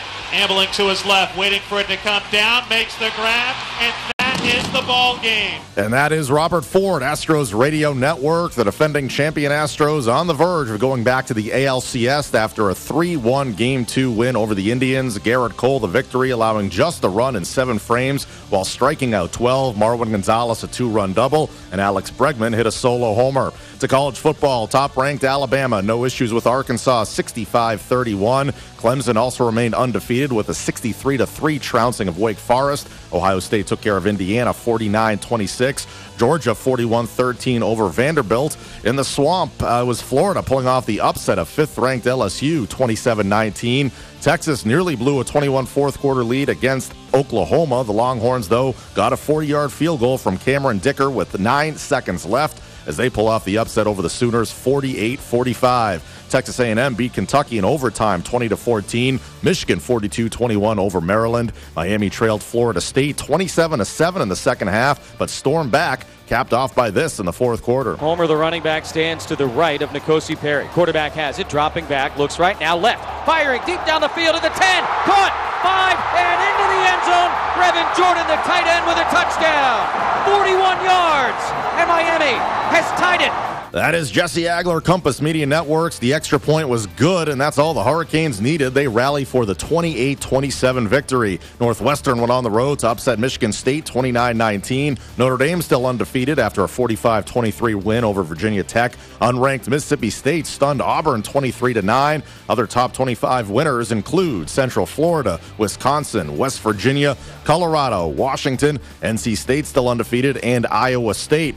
And UFC 229 from Vegas going on right now. Conor McGregor taking on Khabib Nurmagomedov. They are going to the 5th final round right now. Still no decision as Khabib appears to be leading McGregor. I'm Darwin Zook. We're passionate about sports, and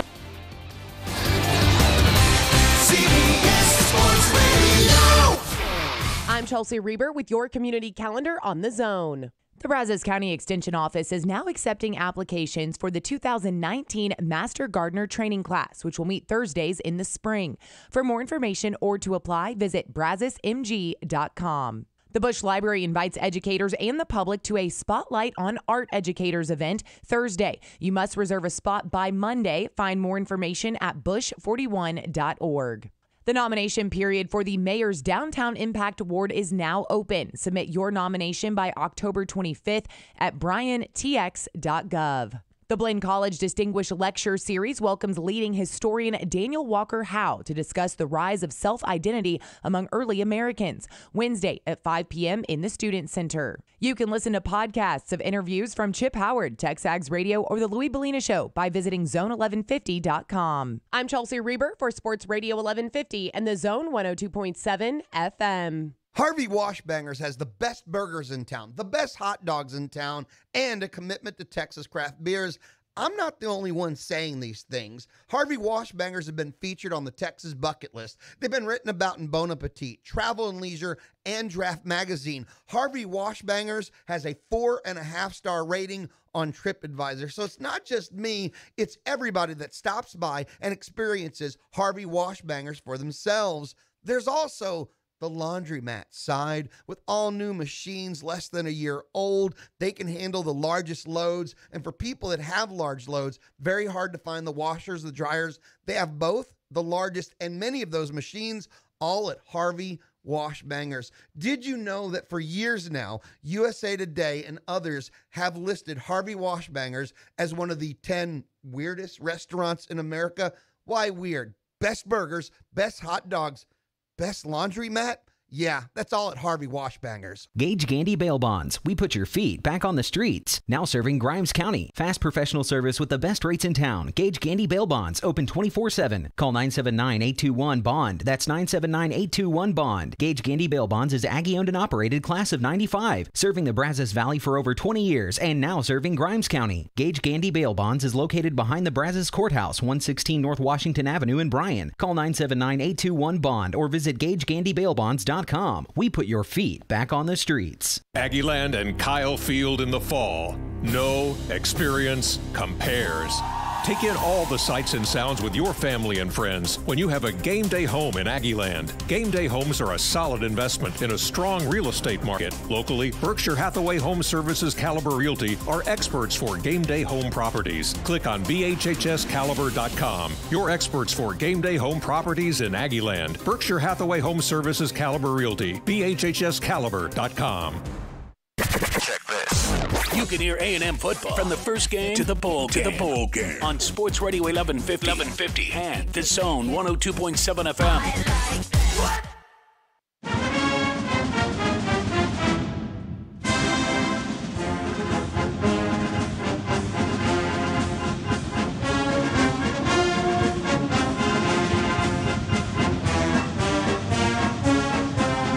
Welcome back. It is the Zone Call-In Show, sponsored by TexAgs.com.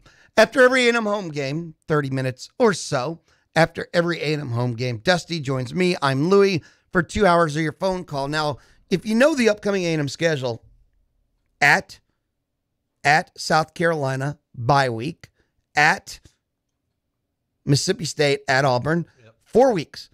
Well, that's 4 weeks there. And then the Auburn, then it's going to be Ole Miss at home. It's actually 5 weeks total before the next call-in show. You know that.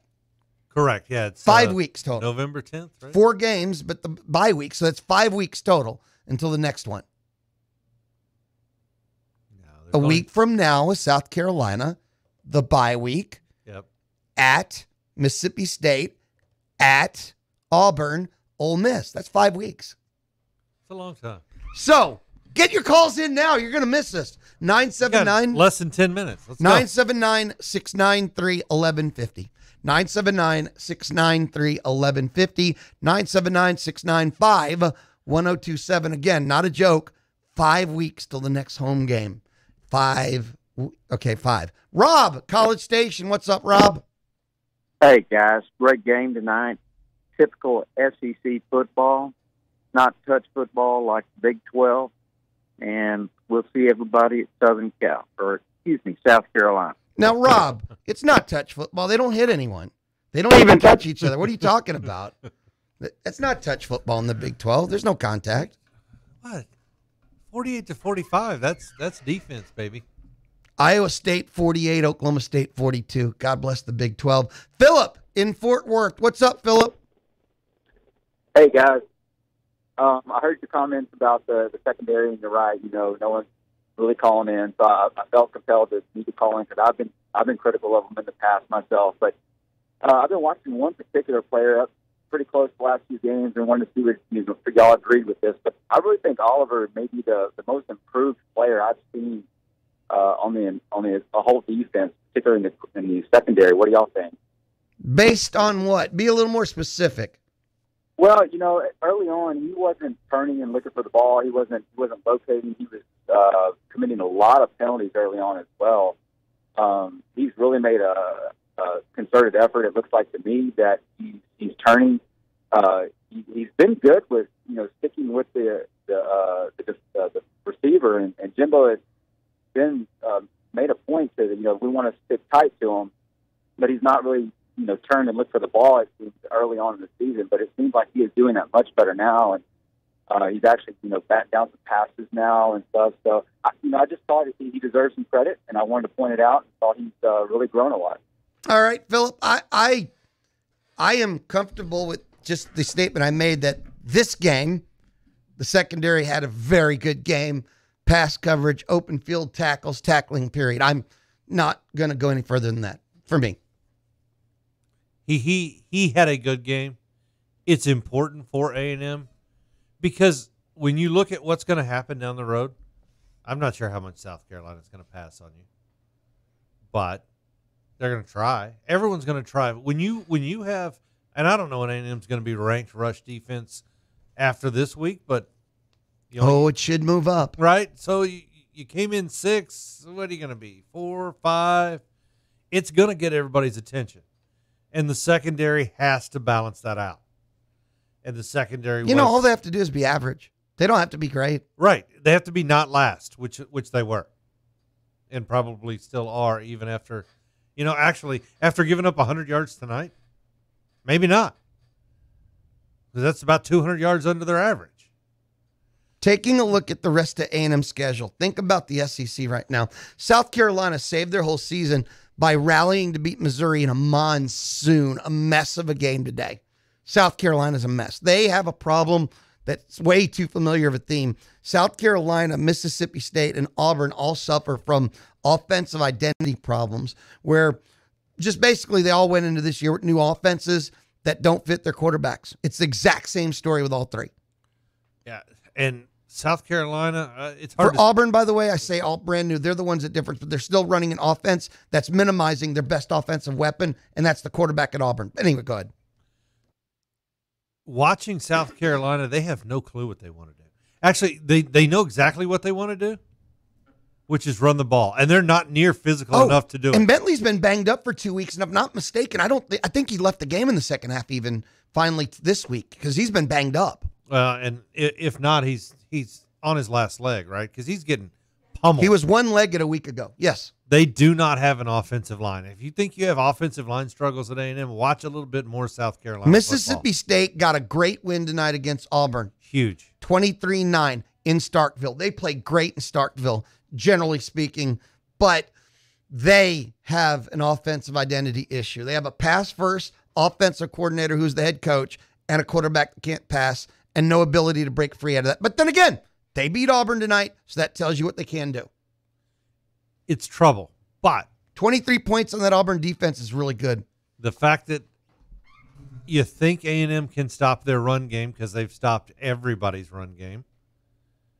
If you can make those two teams try to beat you through the air, I like your opportunity. I'll tell you this, Fitzgerald's a better passer than Wilson. Not a lot. He's a better passer than Wilson. Okay, but not a lot. He's a better passer. I see a lot, such a hard word. He just is, period, though. He can hit open receiver. He just might not ever see him. But I think he can hit open receiver. But also, I'll say this. I feel like A&M Mississippi State's going to smell a whole lot like A&M Kentucky. Yeah. I think it might be 14-14 in the fourth quarter. Low scoring, drag out, and I might be 14-14 in the fourth quarter, absolutely. too. Yeah. And A&M's offensive line going against Simmons and Montez, they're just going to have a really tough day if by that game the consistency we talked about doesn't come around. Because Mississippi State's defense will make plays on the A&M offense. And I'll point out again, it's the scoring that's hurting because A&M put up 390 yards again this week with the offensive line that we're talking about. And they've done it all year. And the consistency reference is not just at the O-line. Right. But the offensive line gets beat up a lot, and yet every week there's a lot of yards put up. What they have to do is convert the yards to points. We take another phone call, and it's just about the last phone call. If you call now, you could be 979-693-1150, 979-693-1150. Wayne in Bastrop. What's up, Wayne? Hey, what's going on, fellas? Y'all doing all right? Doing good. Yeah. Talk quickly, man. Time's running out on us. Gotcha. Hey, I thought it was really appropriate with the 98 throwback tonight. This game kind of felt like a little bit of an RC game, didn't it? Yes. Absolutely. Yeah. I like the identity, and, you know, you can say whatever you want to about the secondary, and, yeah, they weren't tested, and maybe Wilson can't throw the ball or whatever, but there's been a lot of really mediocre quarterbacks that have come into Kyle Field over the last 3 years and thrown the ball over the top on us, and they didn't allow that to happen. And in particular, I'm going to tell you right now, like that game, there was one play in particular, they went tight. Everybody was rolled in. They went play action and tried to sneak tight ends out, and it was covered. There was nowhere for him to go, and he got a sack that led to a missed field goal in overtime. So that secondary did what they needed to do when they needed it, they did it. We agree completely, 100%. It's what Dusty and I both said. Yeah. All right, fellas. Y'all have a good night. Yep. Hey, thank you for the call. You too. Yeah. And then, looking at A&M's remaining schedule, LSU can't score over 21 points, regardless of opponent. Tell me you can't beat them. Tell me you can't get 20 yourself. It looks like a struggle to get 20. Don't get me wrong. But still, I just look at A&M's remaining schedule because we always fixate on A&M, right? Don't forget who A&M's playing when you're trying to figure out how this year's going to play out. Right now, I'll tell you A&M will not score 20 unless they improve offensively. Against LSU, you mean? Yeah. I don't know if I agree with you yet. Okay. Because, again, to score 20 points, one punt return, one kick return, one Travion Williams run because he rips off a 60-yarder. It's not that hard to get to 20, but tonight proves me wrong. See, tonight proves me wrong. Yeah, had to go to overtime to get it. Tonight, you had to turn the ball over twice to not get there. Again, go -2 in the turnover column. Tonight, you had so many untimely penalties. You didn't have a ton of penalties. Again, 2nd and 5. Oh, my God. 2nd and 5 penalties. And you missed a field goal. How many, looking over the last 2 weeks, because we could take Arkansas too, how many times has A&M's own demise been self-inflicted versus the opponent making plays on them? Both games. Totally. You can control that. You can control that. You think that's going to turn around? The thing is, we're not going to go all season without another turnover. Really? That's not going to So happen. you're just depressing everyone. Yeah. Thank you. But it's almost impossible to think that this team cannot get a turnover. Right? They've got to fall in your lap at some point. You got 2 interceptions, both of them kind of in the last minute throwing the ball up, hoping to make a play, right? That's how both of them have happened. Has there been a fumble recovery yet this year? Yeah, not one. No, right? it's 2 INTs. That's the 2 turnovers. Right, that's it. And I keep telling myself, just like I keep telling myself, there's a reason Rashad Paul's back there, and I like his skill set, and eventually it's going to happen. Finally, it happened today. You have to get turnovers. I realize that turnovers to an extent are luck. There's luck involved, but there are things involved with getting them that's not lucky, and this team's just not doing it. Dusty, I look at the clock, turnovers. And we have to go. So we will wrap up the Zone Call-In Show, sponsored by TexAgs.com, kind of the way we begin it. It's not Dusty's opening thought. That's how we begin it. It's actually will be Dusty's final thought. My final thought is, what a huge win. And it already feels like, even though your other big game at Kyle Field was a loss in Clemson, you felt good about that game, right? You feel like because of the style of play that Jimbo's bringing here, that Kyle Field is a place where A&M's going to start winning and start having a home field advantage again, which has been a decade since it's happened. And that's my final takeaway from this is, Olsen magic we know. We used to know Kyle Field magic. Well, some fourth quarter magic has turned out. Some overtime magic has turned out because you dominated the entire game and then still had to go to overtime. But because it's at Kyle Field, I think you win this game. And these are things that had to happen under Jimbo Fisher. I feel like Kyle Field is a tough place to play again. For Dusty, I am Louie.